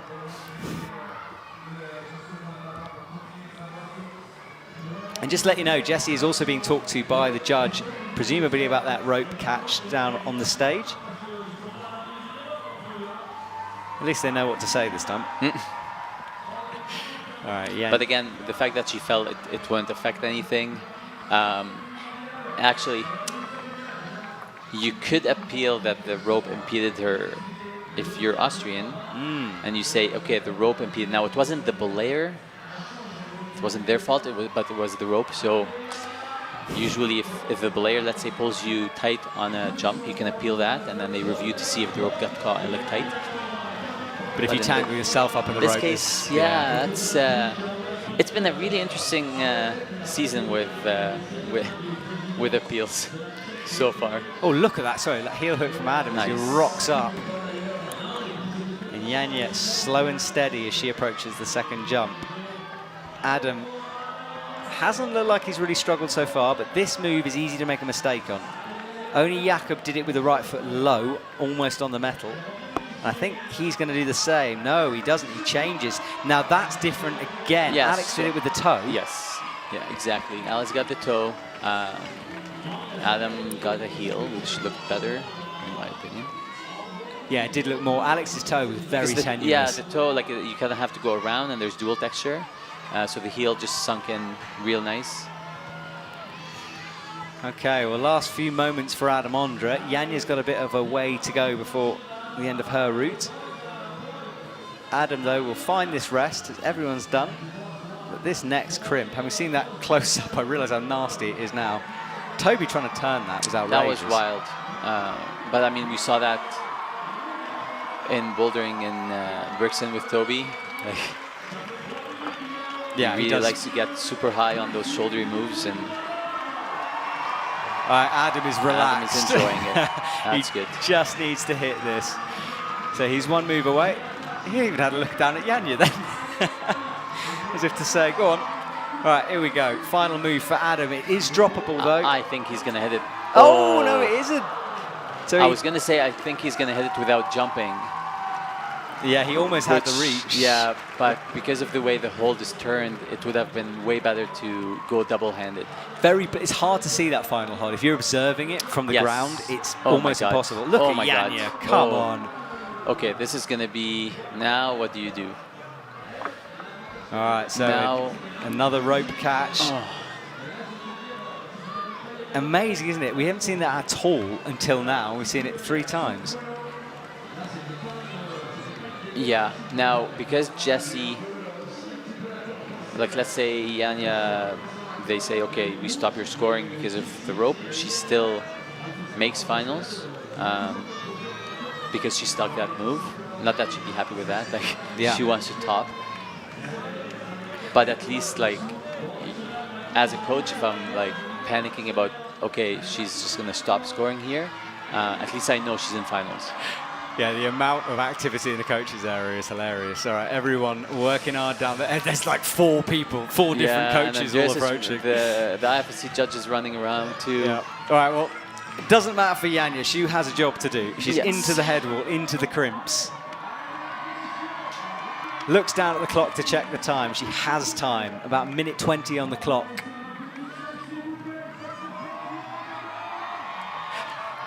The soap opera down below does continue. People weaving around. Janja gets the left hand up. Got to be accurate here, though. Right foot dragging on the wall to slow that barn door. And no one has made it through this move yet. She's got to hit the black with 2 hands and then jump or drop down. Yeah, but this move is designed for Janja for sure. So Janja-like, for sure. Come on, Janja. Look at that poise with the left foot, toe needle-like onto the hole, drops in. That is not as easy as she made it look. And I think we could see our first top of the women's route She here. has 25 seconds. She knows that. That'll be enough. Up. This is going to be a top for Janja. That's 3 out of 3 for her. She reaches down, we'll make the clip, but we have to wait for rope gate to play itself out. So we will see Very nice. what happens here. But Janja's got a top, and now it's in the hands of the judges and the coaches and those appeal forms. Do remember, if you're watching this, we might not know on air the final scores. So we will obviously announce the final scores as we know them. But do look at the IFSC app later on. Everyone going crazy down in the coaches area. I feel like I'm missing out a little bit, but this is a situation I think I prefer to miss out on. It's definitely going to be tense down there. That is guaranteed. Well, we wait for our results as we have them. Malik can go away and do some digging in a second and find out what's going on. Janja undoes the rope, big smile on her face. I'm waiting for the judge to approach her.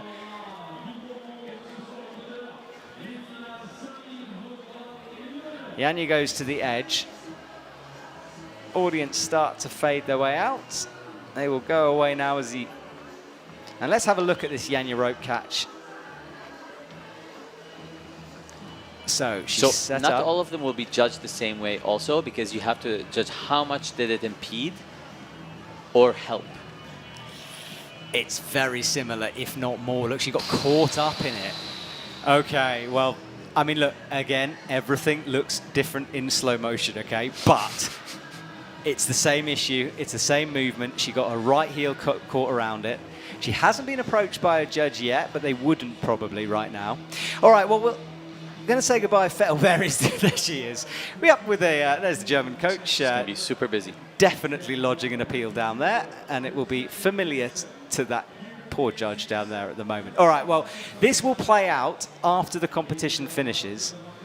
it might be something else. I don't know why the Germans would be appealing. It doesn't really affect them at all. Okay, so, well, would they? Well, we'll see. Well, this is the provisional results as we know them. So, Serato Anraku, Colin Duffy, Adam Ondra, Jakob Schubert, Toby Roberts, Alex Magos, Shion Omata, and Yufai Pan. No problems for the men. They are likely to go through. That's our top 8. Sean Bailey close, 32 plus. Count back, meaning he's pushed out, as is Taiso Homer on 32 plus as well. So tight around that crux move for the men. Remember, just 8 to go through, so we know who they are by now. And as we continue down, Sasha Lehmann had an unlucky day, won't repeat the gold medal from before. Hamish MacArthur, good from him, 13th. Well done. Luca Potager coming back. Yuval Shamala down the bottom in 20th, or near the bottom in 20th. 29 plus, causing problems for a few people. And finally, at the bottom, Neo Suzuki from Japan, 12 plus. Very early fall from him, the only one to fall on the purple pinch down low. Nikolai Uznik as well, will be pleased with that result for him. Good work. Jesse Grouper, though, missing out on a final. Shame not to see him climbing again. And now the women. Who knows with this one? But currently, Janja Garnbret got a top. Xian So, 45 plus. Brooke Rabatu, Natsuki Tani, and Mattia Pozzi in a final. Mia Krampel, Jane Kim, and Jessica Pilz. And Molly bumped out. Big 35 heartbreaker plus. for Molly and Salome, just by count back. That's a hard way not to make it. Oh, it really is. So, so close. Well, as we go down, Natalia Grossman, disappointment from her, 35. She could see it in her face. She wants to do a little better than that. She won't climb again tonight. Laura Rogada down the bottom as well. Had trouble on the jump. Huge flying leap sideways. You can see it's awful in her first semi-finals. PB for her, 19th. Manon Healy as well. She had a fairly early fall. Down at the bottom, Sol Sa, 26 plus. Elnaz, nice to see her back. Annie Sanders, again, had an early slip, and Oriane Berton would have done enough for her. Right, well, Malik, thank you for joining me in this very dramatic semi-final. That was very enjoyable. Hopefully everyone watching enjoyed it. Well, thank you so much. Good luck with the rest of the season. I'll see you in a couple of weeks, and we will return 8 p.m. Central European time for the finals tonight. Don't miss it. Don't go anywhere. More IFSC climbing action to come.